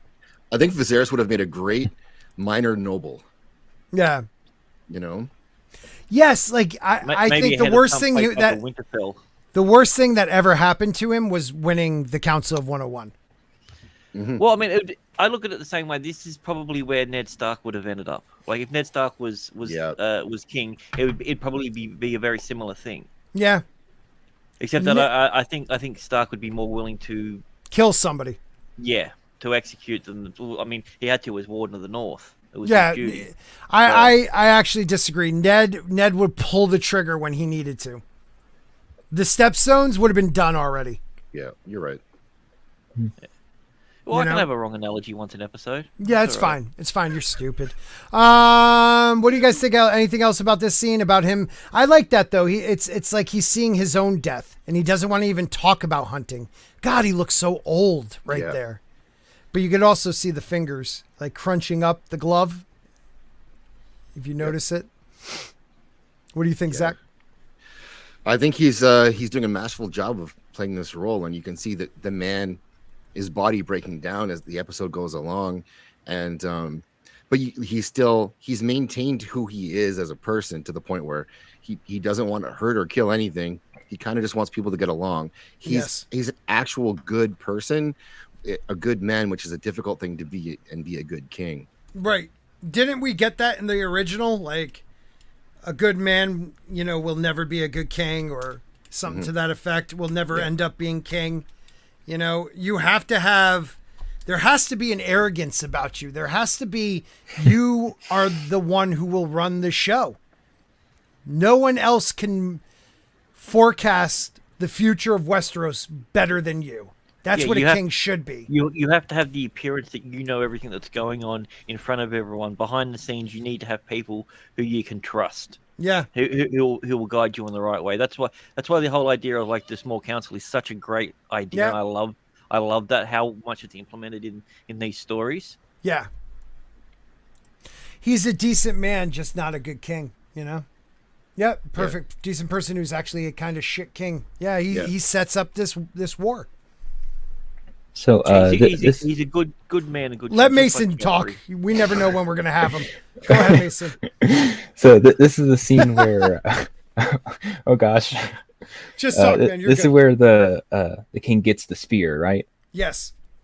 Yeah, I really like how you see when Jason Lannister is talking to him about like who the rightful heir should be, and you see that he actually does have the dragon inside of him. He Yes. can be as like angry and wrathful as the rest of the Targaryens, but he you know has what? that so like closed inside of him. No, Mason, good point. I totally forgot that happened at this point. Yeah, when he's like pretty much questions his kingship. Yeah, he's like, aren't you supposed to be squishing rebellions? Why haven't you sent word of people rebelling against my rule? Right. And he's like, Damn, oh no, I that's not forgot about happening. that part. It's like, do you think House Targaryen is weak? And you can just see the like he could do this to anyone at any time. Right. But he's so like level-headed. He wants to pull the dragon back. I mean, he doesn't like real dragons, and he doesn't like the Targaryen dragon. He keeps that one caged too. Right. Very well said. But like, he knows he can lash out against the Lannisters, because what are they going to do? The Lannisters will never have any power in Westeros. Right. But it's unlike lashing out to another Targaryen, or lashing out to a Valerian, or lashing out to the people of his small council. He can lash out to Jason Lannister because, dude, I am allowing you to be the warden of the West. You know, like are they the wardens of the West at this point? Not yet. When did they take over the Cashmeres? Is it the Cashmere? Casmire? No. Casterly Rock. No, you got the reins of Kashmir, right? Casimir, Casimir? Yeah, Casimir. When did that happen? That already happened, right? No, that's shit. That's Tywin. Yeah. That's way down the road. What am I talking about? Holy crap. I am sorry about that. That is so far down the road. But they are the Wardens of the West at this moment? Yes, I'm pretty sure. Okay. I don't know. Thank you, Joseph. Yeah. They should make a song about the Castamere. I think that's played at a wedding. Blame it on the rain. Yeah. Something like that. Yeah, this was a great part. And he looks just beat. God, he looks so old. What a great job he did. Yep.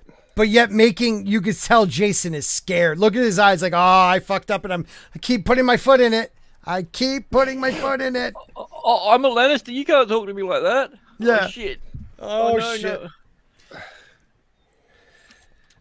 I mean, who doesn't want to yell at a Lannister? Everybody wants to yell at a Lannister. Come on. All right, so we get by that. This was the fan service part of the episode. It served no meaning, just so we can see a Lannister get yelled at. Right. More wine. And a twin, nevertheless. Right. And notice how we can't put the jug back later on in the episode? Yes.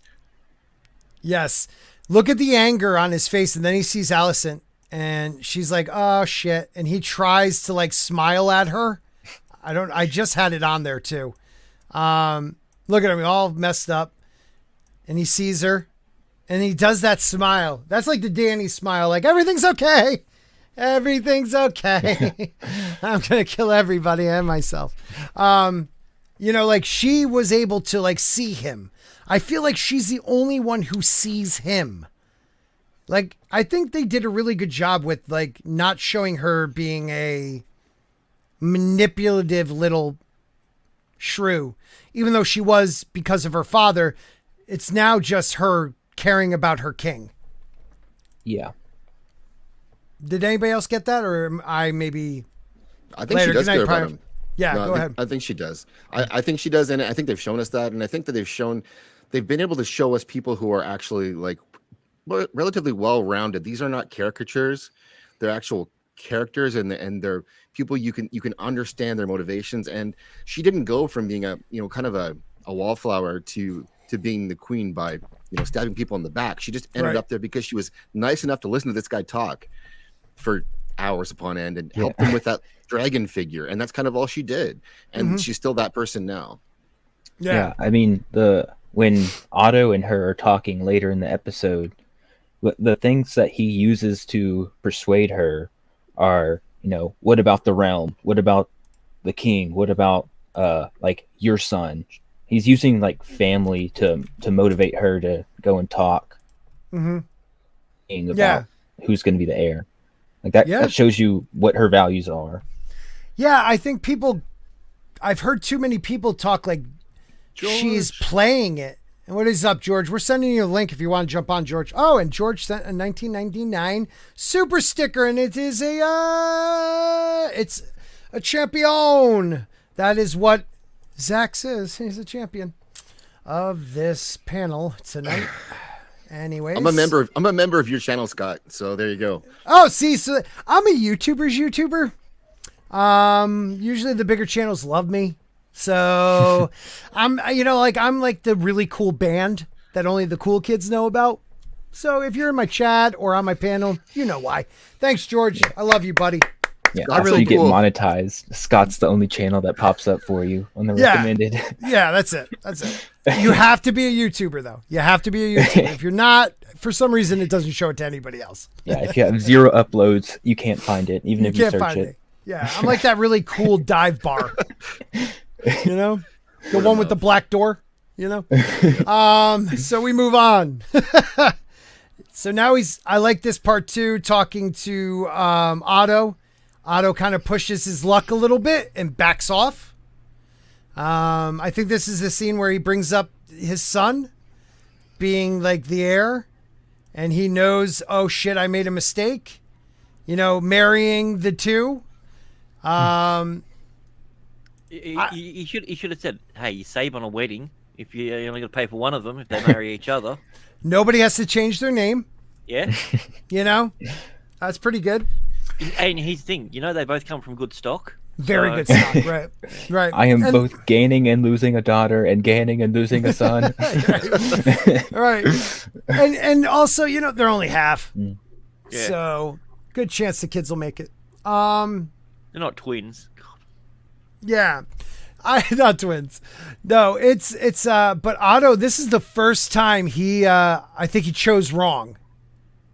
He's been very smooth about getting his point across. Like in the one scene where he's, I do envy you being king, you know, like in the last episode. Like this is the first time where I feel like Viserys is looking for anyone not to talk about anything other than his kid's name day. And everybody, that's all they want to talk about is either the heir, you know, or, you know, the stepstones or something else. And he's just like, E2, Otto, E2. Well, Yeah, Otto I mean, got pressured earlier in the episode too. So he's getting nudged and pushed as well. By his brother, right? Right. And so now he's pushing his luck because of that push. Yeah. That's what I think. Right. Yeah, I mean, he sees everyone around him wanting something from him, wanting to use him for some purpose. But then you get, what's his name? La something strong. Right. He comes up and gives actual good advice. Right. That's right. He's like, you know what? I don't want to push my family. I want what's best for the realm. Yeah, strong always pushes the best, right? He's so like refreshed by that. Yeah. We need Not only that, I think it was good because he gets to tell off his father-in-law as well in that one. So right. You know, it's not just like, the hand, but his father-in-law too. Typical father-in-law wanting his daughter to marry my son. God. Yeah, jeez. But he's lucky Viserys wasn't more drunk than he already was. He might have been like, "Hey, she calls me daddy too," just something like that. Yeah, I'll make her my third wife. So yeah, we got Strong here, and this is the part where Strong gives the advice to marry Laenor Velaryon and tighten up that divide that we have for the last 3 years between the Velaryons and the Targaryens. And on the plus side, she probably looks about 40 now. The way that her brother aged, so. Right. Yeah, that's right. Yeah. Yeah, Laenor definitely grew up too. Yeah, he definitely grew up. So this scene was good. I appreciate this guy. He's the only one I feel like giving him good advice. I think he's evil. I think he's pure evil. You never know. Yeah, like every time he gives advice, he has this smirk at the end of it. I'm just like, God, you're good. Did you ever watch A Knight's Tale? Oh yeah. Okay, you know when they're like, is Patty? No, Patty's not the one in that. But the Geoffrey Chaucer guy is naked. The second time we find him naked, and the two men that are like, you know, I'm just a church member or whatever. That's what this guy reminds me of, like the swindler. You know, Sneaky. it's very sneaky, very very. Sneaky. How are we supposed to know he serves the realm when he has hair? Like he needs to like shave all of his hair off all the time and walk around in robes and put his hands together. Yeah, he did. He reminds me of Virus so much. Hairy Virus, I was calling him in my Hairy Virus. So this is a scene where she talks about they're in the woods, her and Cole, and they talk about how my life sucks, and he's like, well, you are the princess, you know, like you changed my life. It's not too bad, and I think a lot of people, and I like this scene because it was good give and take. Like it wasn't just she shot him down and he was like, yes, Mrs. Like he kept saying, like, look, I know a lot of people, including like me, who have benefited from who you are. I don't think your life is that, you know, little. You mean a lot to a lot of people. She's not being a dickhead to him either. No, like everyone else. So right. God, I hope these kids make it. What could go wrong? What could go wrong, right? Right? You know, he's such a good guy. He's such a good guy. Salt of the earth. Salt of the earth, my friend. Yeah, yeah. You Nothing know to you see could here. nothing. And you could depend on him. You know? When she says I could depend on somebody, it's Cole. So he starts to hear something. My sarcasm meter's going off. Yeah, no, I don't know what you're talking about. He hears something in the woods. I thought it was going to be bandits. I did too. But it was Robert Baratheon, a boar. Look at him go, dude. Look at him fly. All right, hold on. Let's get that part again. I mean, his legs would be shattered after that. Shattered. Oh, yeah. And There then you go, arse shot. We got an arse shot. There we go. It was the balls, though. Oh, boar ass. Boar ass. And then we get the boar mounting her. She would have been destroyed by this boar. Phrasing. Also, Cole almost killed her when he stabbed the thing. It was like a millimeter away from her head. Yes. Yeah. That was damn close. Yeah, that'd be an awkward walk back to camp. Oh no, the boar killed her. Yeah. With my blade. Yeah, and the boar's laying there and it twitches a little bit and she's like goes full psycho on it. Chopping just blood everywhere, which is tenderizing the meat. Right. I saw in somebody else's review of this. Oh God, what is his name? Gary? I think Gary. Beekler. Yeah. Yeah, Beekler. I'll introduce you to. Yeah, I might know him.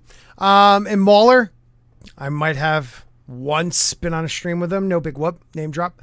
Mauler talks about that all the time, Scott. All the time. I know. I'm a YouTuber's YouTuber. I don't know if I've told you that. But like he brings it up. We've never seen Targaryen with blood on them. Like truly in their hair. Like the contrast of that silver and goldish hair and like the red of the blood on her. And we see it twice with her and Daemon in this episode.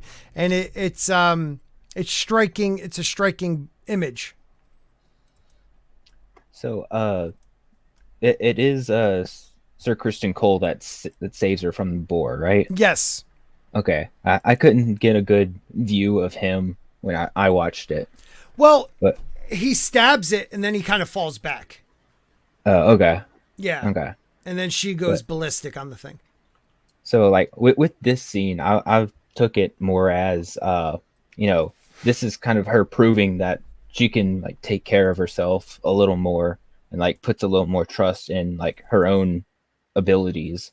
But the showrunners had the after show thing and they were talking about how like, oh yeah, this episode is just her getting angrier and angrier. And this is where it finally culminates. And she just like takes it all out on this boar. I was like, I really don't like that explanation. No. Right.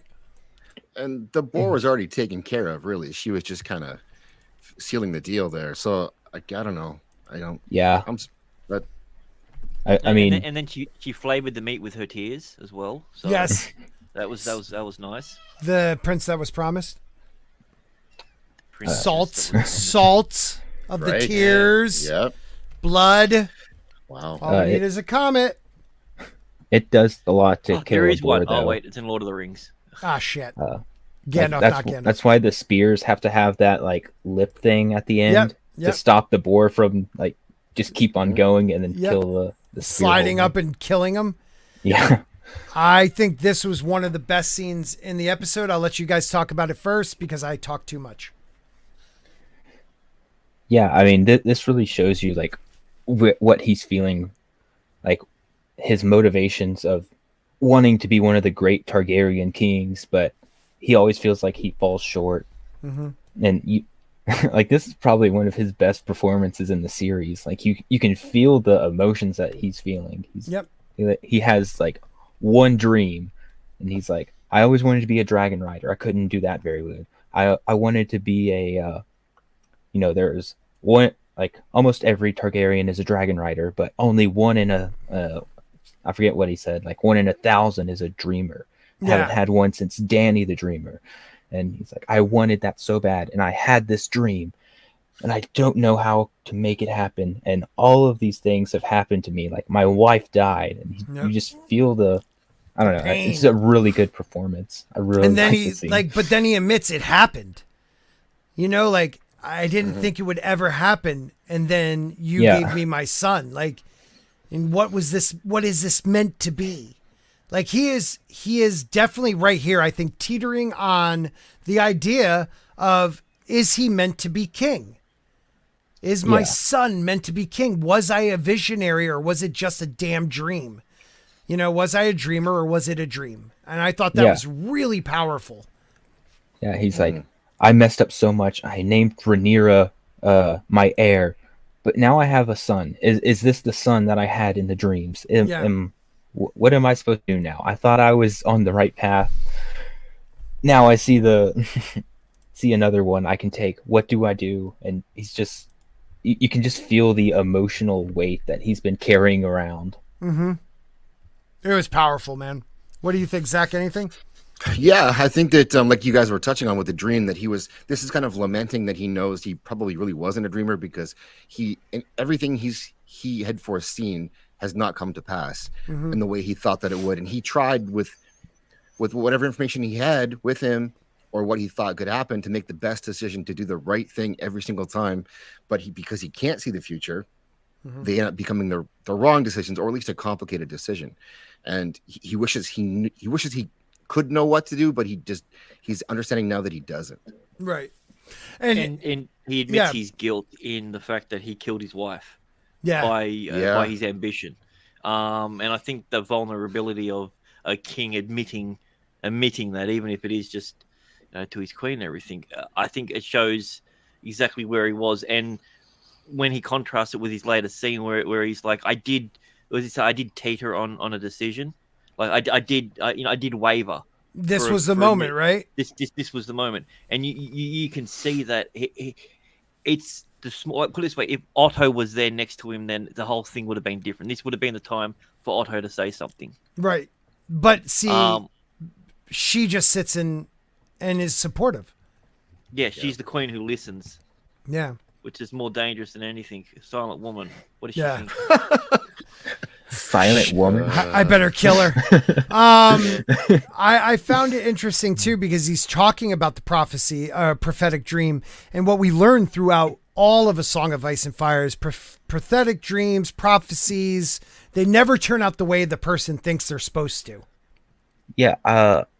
Sorry, this is a little off topic, but I was watching one of the lore videos from I think it was like Alt-Shift-X or somebody like that. They're talking about Summerhall. You're always welcome on the channel, Alt-Shift-X. Yeah, Alt-Shift-X, good friend of the channel. He really was actually going to call it Alt-Shift-Spork, and I was like, dude, come on. But he's talking about how a lot of the Targaryens were like, they could have gone mad by trying to interpret a vision of like what happens to Dany, like how she dies and in the funeral pyre and brings the dragons to life, and how the Mad King could have seen that and turned all of King's Landing into one, and he feels like he's going to become a dragon. Right. And you have like the Summerhall thing, where like that could have been set up to be a big sacrifice to bring more dragons, and it just went on for a bunch of them that I thought it was kind of interesting. Bloody Jaime Lannister had to get in the way of it, didn't he? God. Yeah. Kill them all, you son of a bitch. Yeah, you kiss your mother with that mouth. Right? Definitely your sister. What, you mean your sister? Yeah. Yeah. But I think she did a great job in this scene. They both did. Again, the acting compared to Rings of Power, day and night. In me. Yeah, I mean, the acting performances are really good. And then you have, like, Rings of Power, which is the exact opposite. And it's just, like, shoves this even higher by comparison. And the one character that everyone thought was universally going to be terrible was the character that most of us ended up going out. Actually, you're like, I don't mind the Dwarven Queen. She's not too bad. Yeah, she was fun. Yeah. She was fun. Yeah. It's crazy. Yeah, it is crazy. But you're racist. We are so racist. That's why Jayne's not on tonight. No, Next week we'll dedicate the whole episode to Disa. Yeah, Disa. Yeah. So this is the part where, like, yay, we're hunting. We have a boar or a stag. It is not a white stag, but we have a stag held down for you, my lord. This is hunting. And all the lords are like, close enough. Like, it's got 4 legs and 2 antlers. Like, but going back from what he was just talking about, he's talking about prophecy and prophetic dreams, and everyone was saying white stag, this is destiny, this is prophetic, this is important, and now all of a sudden it's like, it's not the white one, sorry. Yeah. And he's just like, fudge. At some point in this scene, you see a little bit of relief on his face. And it's kind of like he was taking this as a sign, like, if I find the white stag on Aegon's name day. Oh yeah, dude. Like that's a sign from the gods that's supposed to be his. And then he sees this, and then Rhaenyra sees the white stag, which I assume she tells him at some point. And he's kind of like, okay, I see what I'm doing now. Yeah. That's interesting. Yeah.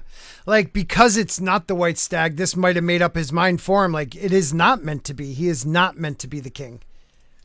You know, if it was a white stag, I would have, got rid of her. Huh. And then him trying to kill the damn stag, it was weak. He's so weak. And they're like, just a little to the left, my lord. My case. Yeah, everybody's just watching him, and then like, just a little to the left. It's one of them damn northern stags. Their hearts are in a different spot, my lord. There you go. Try again. Yeah, so, exactly. I got better. You think this is because he's like feeling sick, or do you think it's because he's drunk and just like I couldn't think it's get a little it right? Of everything. It's almost like he can't get it up. Ooh. I have a feeling it's his potency. It's his manhood. Go to the maester and get some of them pills. I thought, hey man, 2 is a lot. So 2 strokes at it. I mean, he's a champion. My man. Is this thing on? All right. But it does take him 2, and everybody's like, yeah. He's given the same to Allison. Yeah. He's given at least the same to Allison. I think it's funny. This comes from Scott, the guy who blows right through a vasectomy. No problem. It happens, guys. It happens. I'm a man among men.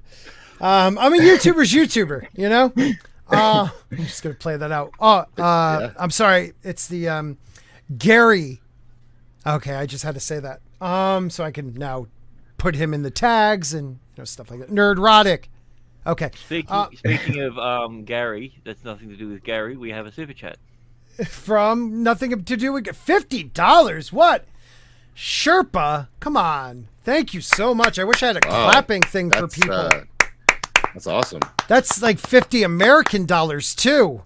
That's like worth more in Canada and Australia than it is. Shut up. Hail panel and hail chat. Just wanted to say hello and catch you guys while I'm working the night shift. Hopefully hope to listen to this later. What happened to episode 2? It's Israel, there. Israel took their attack on Scott's channel. Israel attacked me. These years of anti-Semitism, they finally got him on a copyright claim. What's the worst part is it's not supposed to be seen in everywhere but Israel, and somehow it happened the reverse. Yeah. Like all these Israelis are like, we really love your stuff. And I'm like, thanks. I don't know if that's the accent. My ancestors are rolling over in their graves. Yeah, I'm sorry. My bad. Sorry, Jesus. But thank you, Sherpa. I really appreciate that. That's freaking awesome, man. Thank you so much. Wow. That's actually he was supposed to say at the end, I hope you enjoy these $5. Oh shit. Yeah, that's right. Yeah. Why don't we put the link to episode 2 in the chat and hopefully you guys can see it.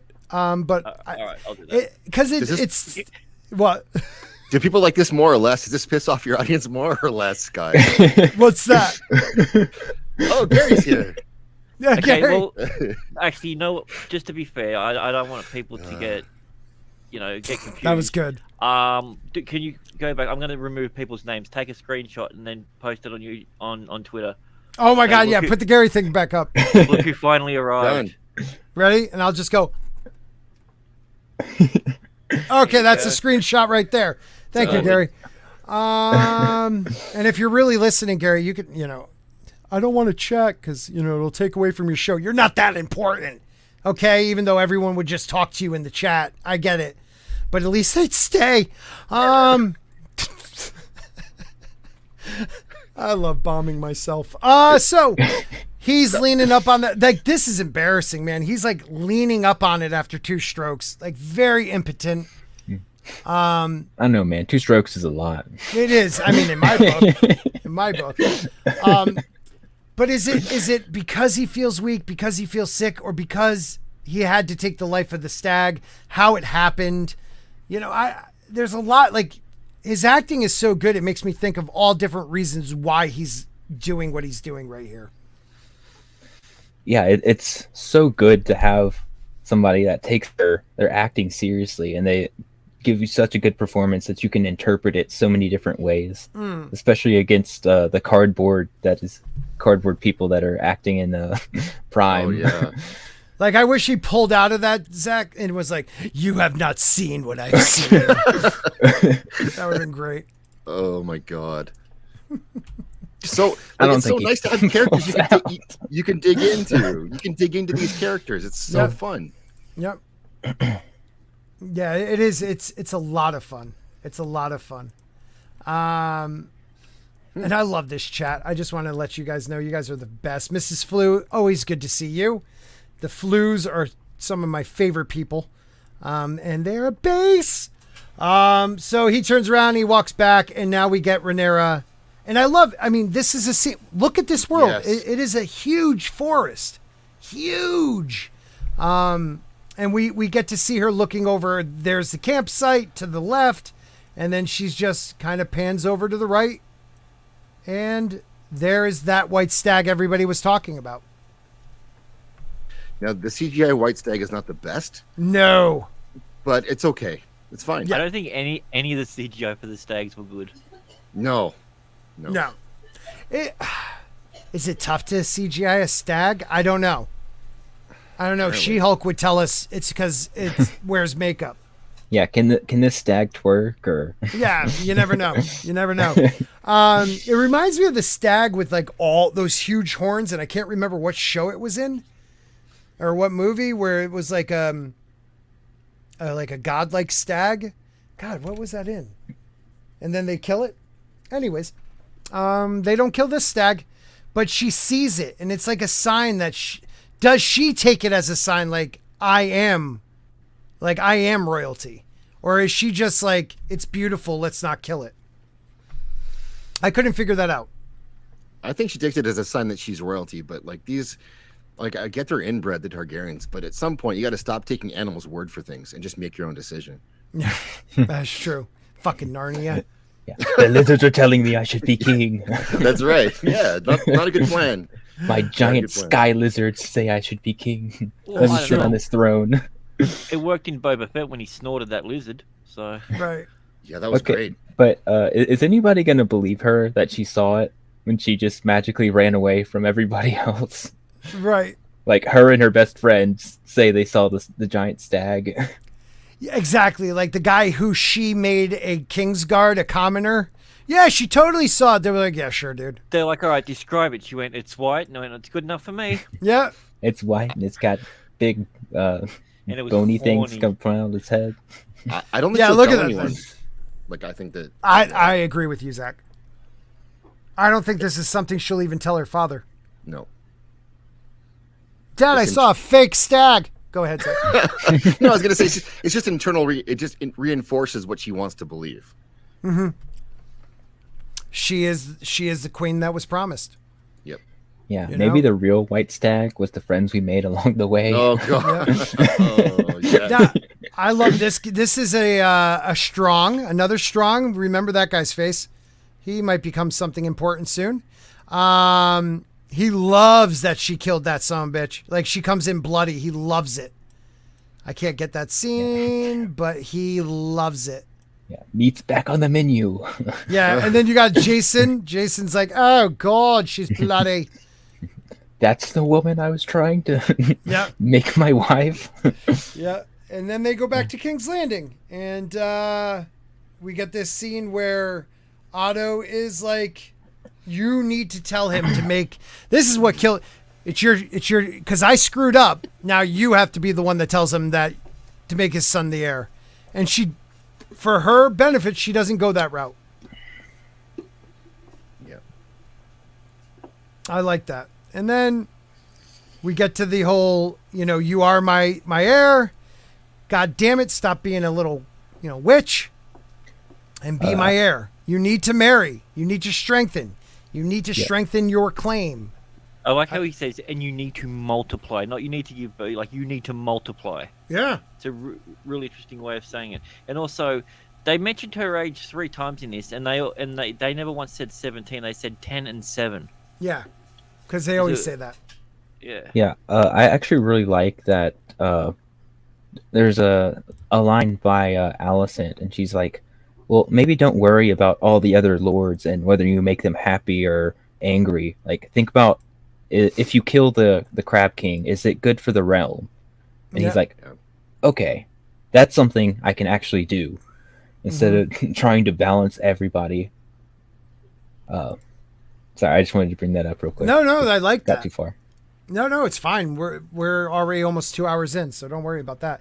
The Guildman, I love you for $4.99, even though you hate me. It is just me, or is Otto Hightower giving off Varys, Littlefinger, Tywin vibes? I think he's a mix between Tywin and Littlefinger, definitely.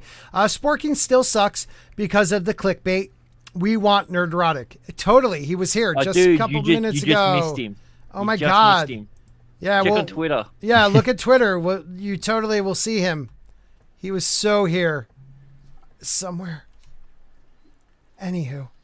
10 more likes away from 100 people. Smash that like button. Yeah.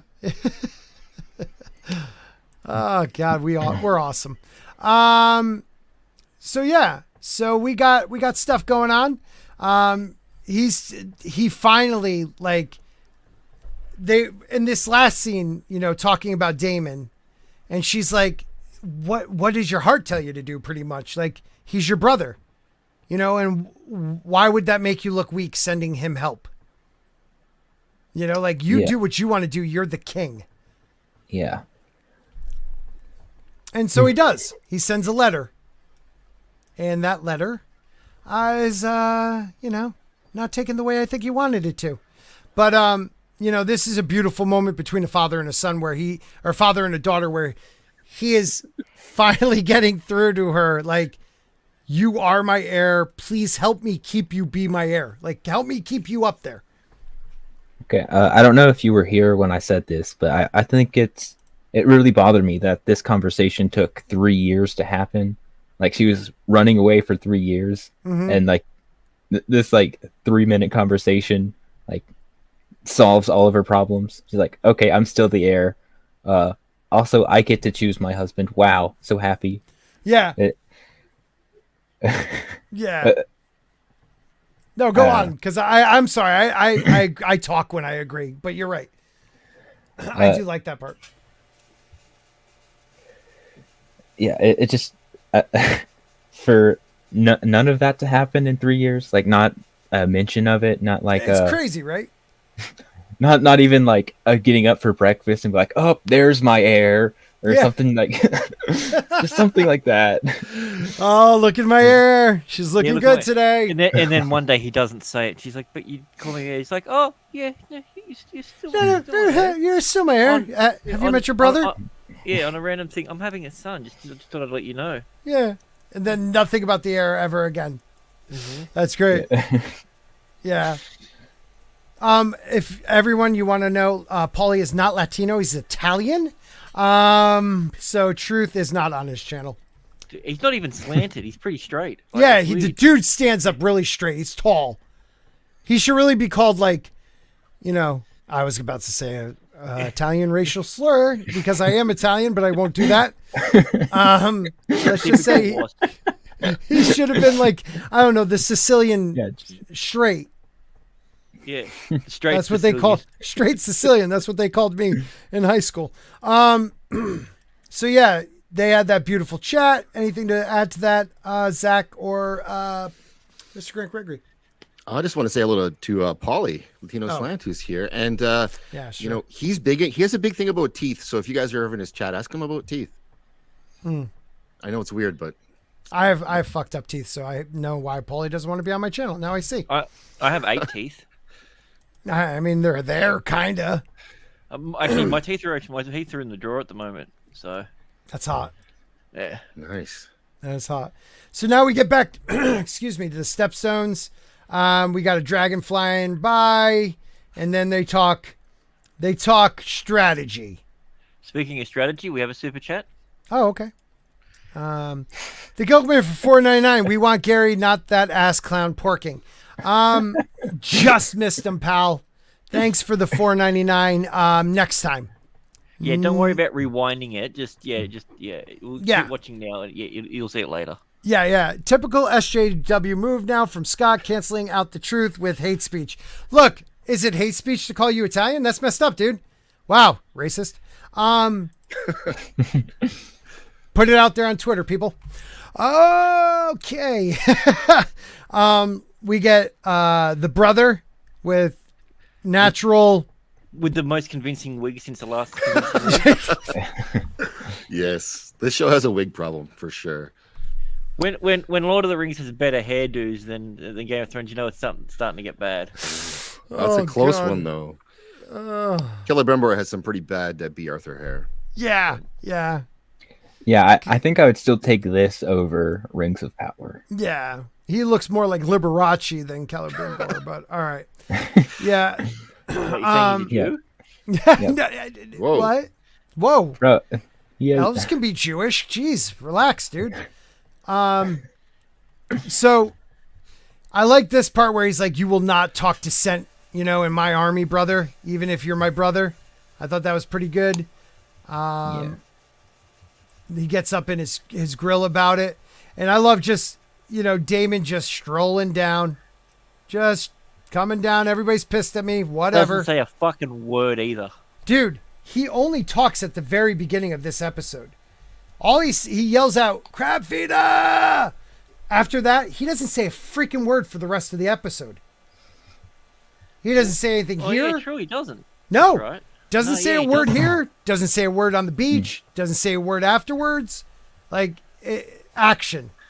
And the messenger will never say another word. No, yeah, his jaw's definitely busted up. But just him looking at his men disgusted. Would you have ever thought years ago you'd see Matt Smith and you go, this dude is physically intimidating? No.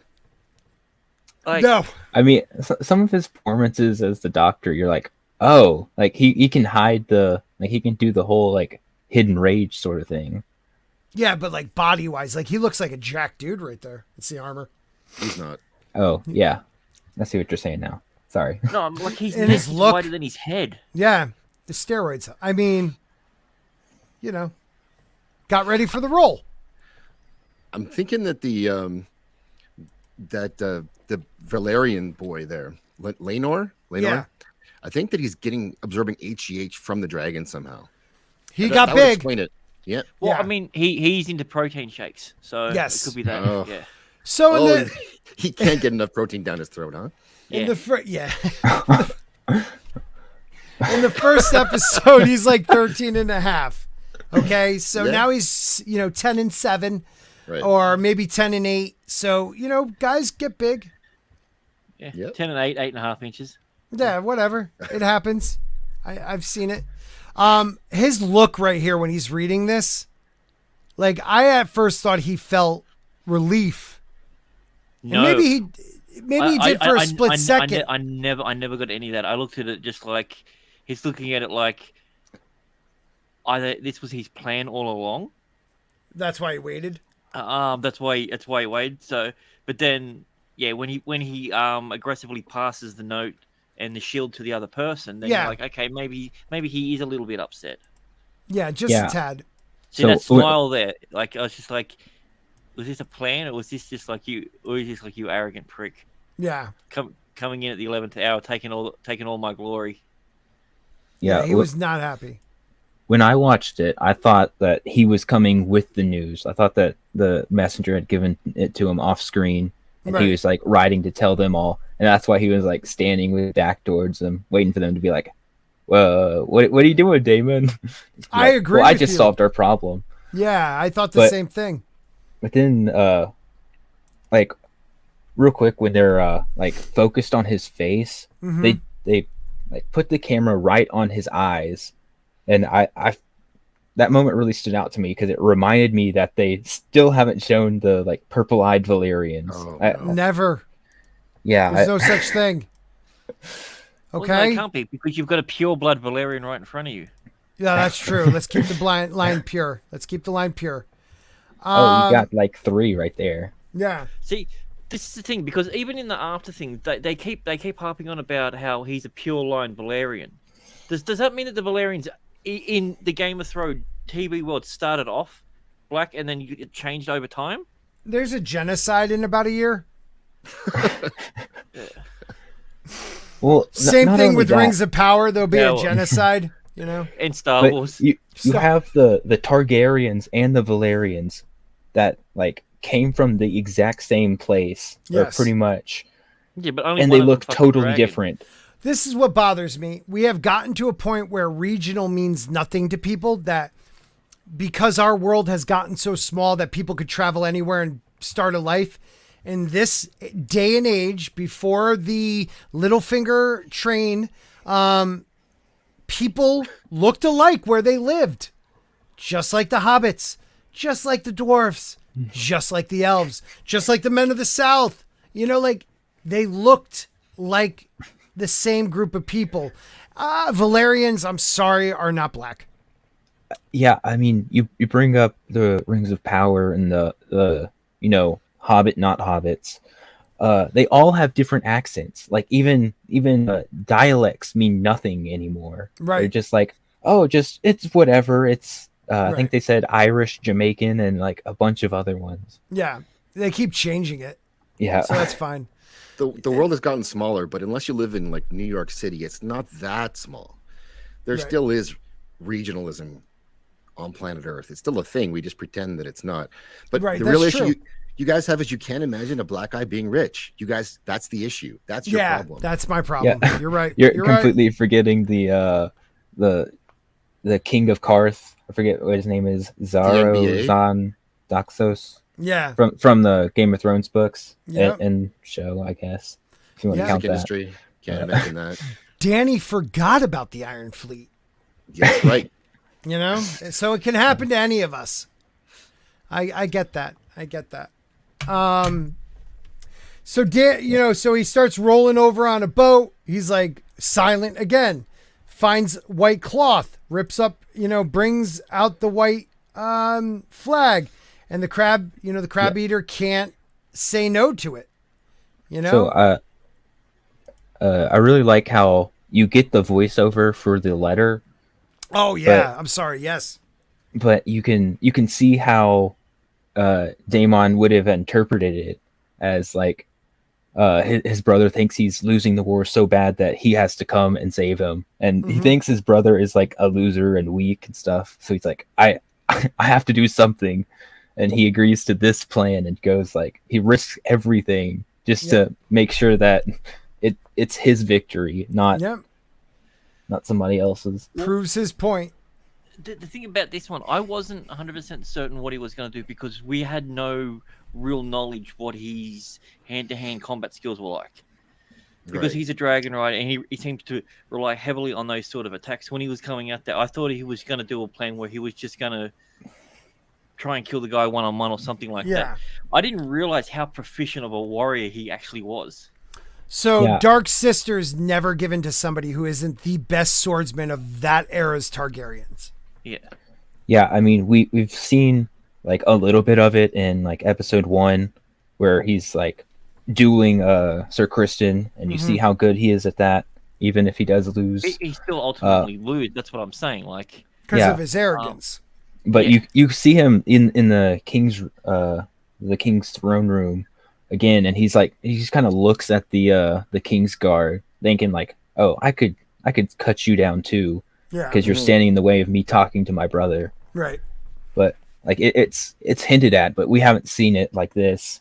Yeah, I figured he was gonna like challenge him to a one-on-one duel, like you were saying. That's what I thought. I thought it was going to come down to something like that. And I like the fact that he actually even committed by rowing over when he could have just had the dragon drop him off and the dragon fly away. Yeah, there's no out for him.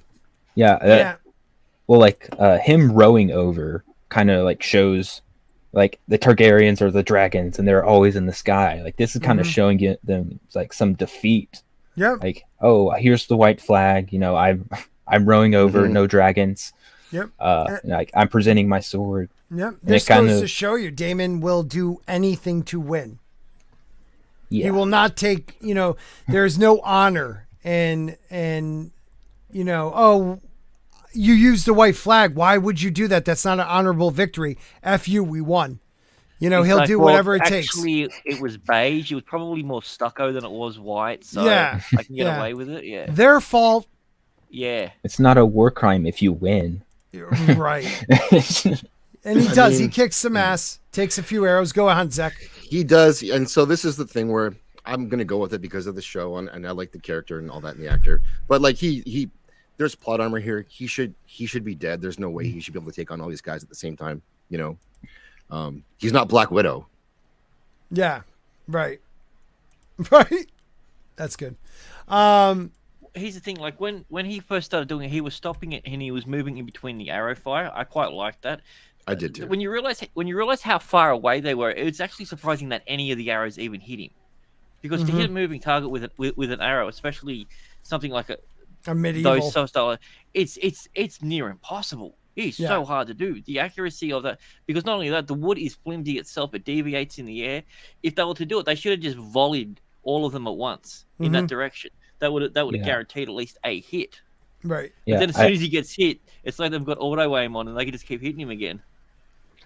Yeah, I think it's kind of weird that like the arrows go through his armor instead of just showing him like what happens to his leg. Never would like have. Especially at that range. Hit him like where he's unarmored. You're right. Right. Yeah. Like one in the arm, one in the leg, and like one in the other arm or something. It's like, damn, I should have got this armor from Amazon. Fuck. Yeah. But they had to show, you know, they wanted to show that he wasn't invincible, that he was willing to give up his life. This isn't Lord of the Rings. This guy's wearing what is up with wearing the harpy mask? Yeah. Yes, that's what I was thinking. He looks exactly like the Sons of the Harpy. It is a harpy mask. I won't say it's not. Like the part that is broken on the right side of the screen, like, but that left side, that is a harpy's mask. He was a slave once. Well, the harpies aren't slaves. They're most likely the masters. That's what I'm saying. That's why he took the mask. He became the master. Well, is he Marinese? I don't know. Is he an original harpy? Like, what is that? All I know is he's half the man he used to be. He's bad guy. That's what we know. I can't stop yawning. Jeez. So we're gonna close this out. So he does his thing. He, you know, I was gonna call him the fish biter. The crab feeder keeps looking up at the sky. Nobody. You know, there is no dragon. So he's like, it'll be all right. Let's send everybody. Forgot. You forgot about Laenor. But Laenor didn't forget about you. Yeah. Nope. Oh no. the thing I also like is every time a dragon roared, you see Chorus looking up at the sky to make sure that he's nowhere near him. Like he's well aware of how much they'll mess it up. His brother didn't give a shit. His brother was just going around like crazy. Right, but he was keeping an eye on that, and he uses that, like, I don't know if they're called Barducci's or whatever, like that weird shaped battle axe. Yeah. It's very cool. There were some maces in there. There were a couple other, like the ball and hammer, it's like a mace. Yeah. You got like a halberdian, you got the ball and hammer, you got the Barducci. Like there were so many different types. Yeah, it's designed. That one's designed for multiple enemies. Well, is that the ball? Morningstar, flail, stuff like that. A flail. I think it's a flail. Flail. Yeah. Is a Morningstar not on a chain? I think it is. Yeah, Morningstar's on a chain, but I get so confused by that because someone told me it's a flail. Morningstar is a one-handed weapon. Where we should have. Yeah, I don't know. We should have Shad on. No big whoop. Yeah, bring him on. Yeah, we'll bring him on.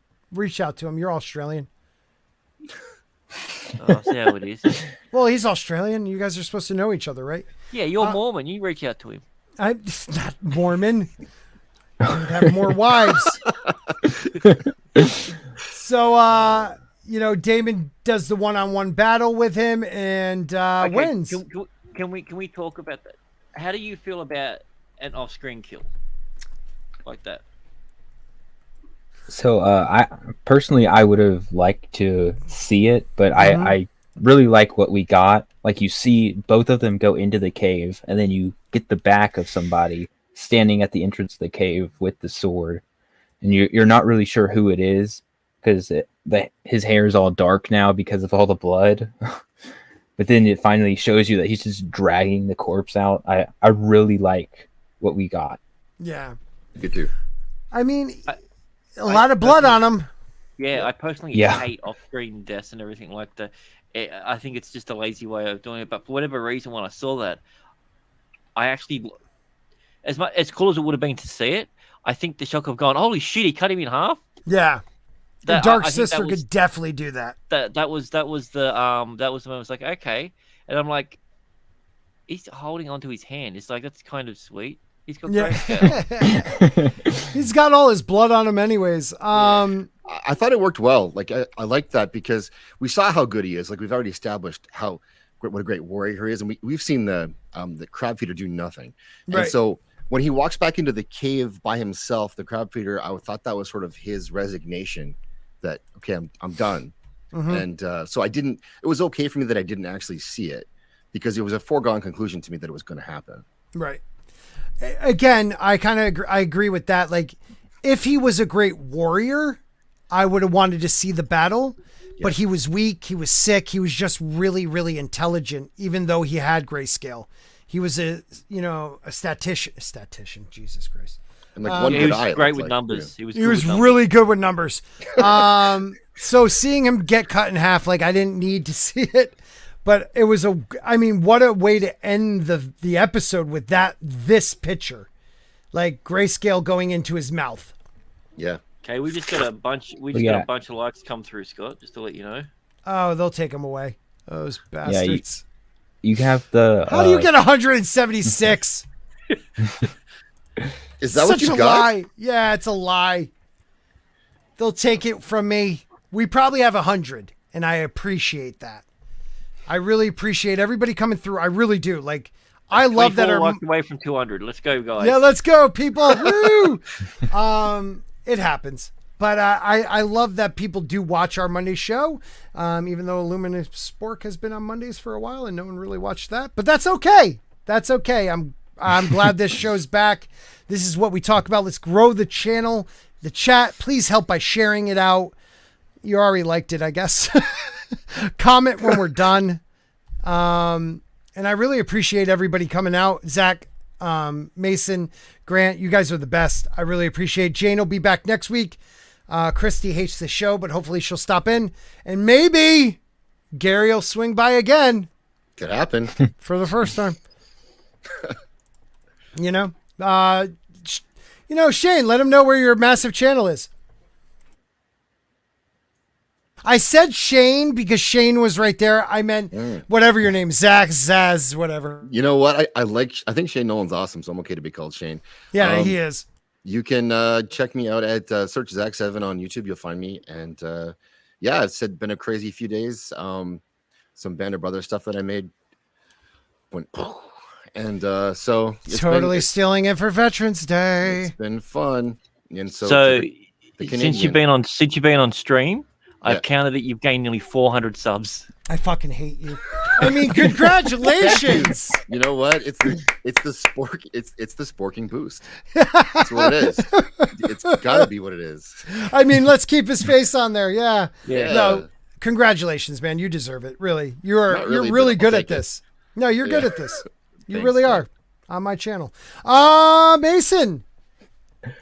Hey, man, you're still a small channel. I feel better about myself. What's up? Where can they find you?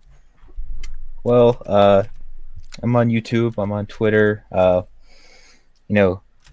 of Fandom on Twitter. At MG Cola. That's also a Twitter that I have. Just I don't know. Check me out. Got you one I think you sub. said I'm in... Awesome, man. Woo! No, that's not awesome. He's at 49. Could someone be his 50th sub, please? Jeez, people. I hate odd numbers. No, look, but anybody who has subscribed to me, I really appreciate it. I'm glad that I've earned it. Hopefully I can earn it in the future if you don't think I have yet. But that's up to you. I'm just happy to supposed to sound come like and this? talk. Wow, that is awesome, Mason. You sounded really like you care. That is great. I'm just happy to be able to talk about stuff and yeah. That's what he's still new at this, guys. He's still nervous. I love it, but you're getting better, man, and I appreciate you coming on. You know your lore. You really pay attention to the episode, so don't worry about how you sound, because I make up for that talking over you, so don't worry. You got 51 now, so you got 51 subs, so I got you over the 50 mark. Can we make it 52? I told you I hate odd numbers. All right, I'll unsubscribe then. That'll help. Yeah, that'll work. Grant, you working on anything? Just every week I'll be doing trailer edits of the Lord of the Rings.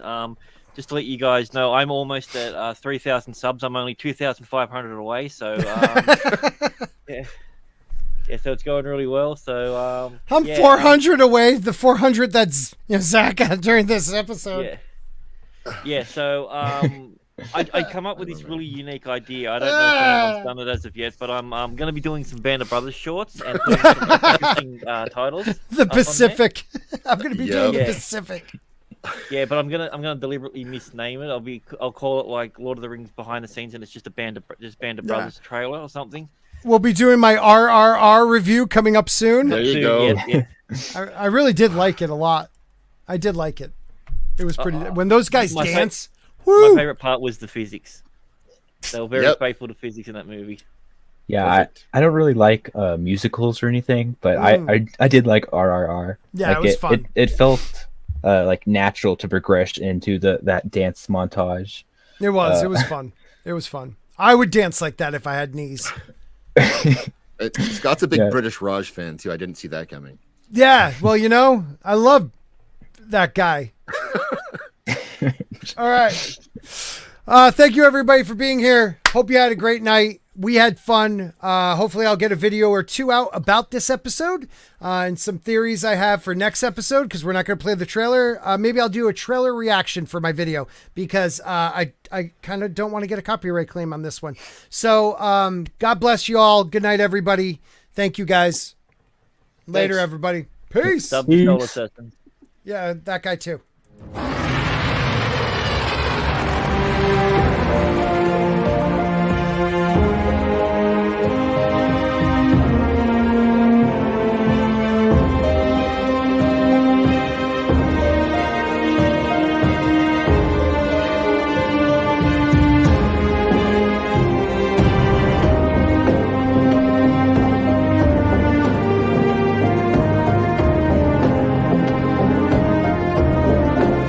That was Gary.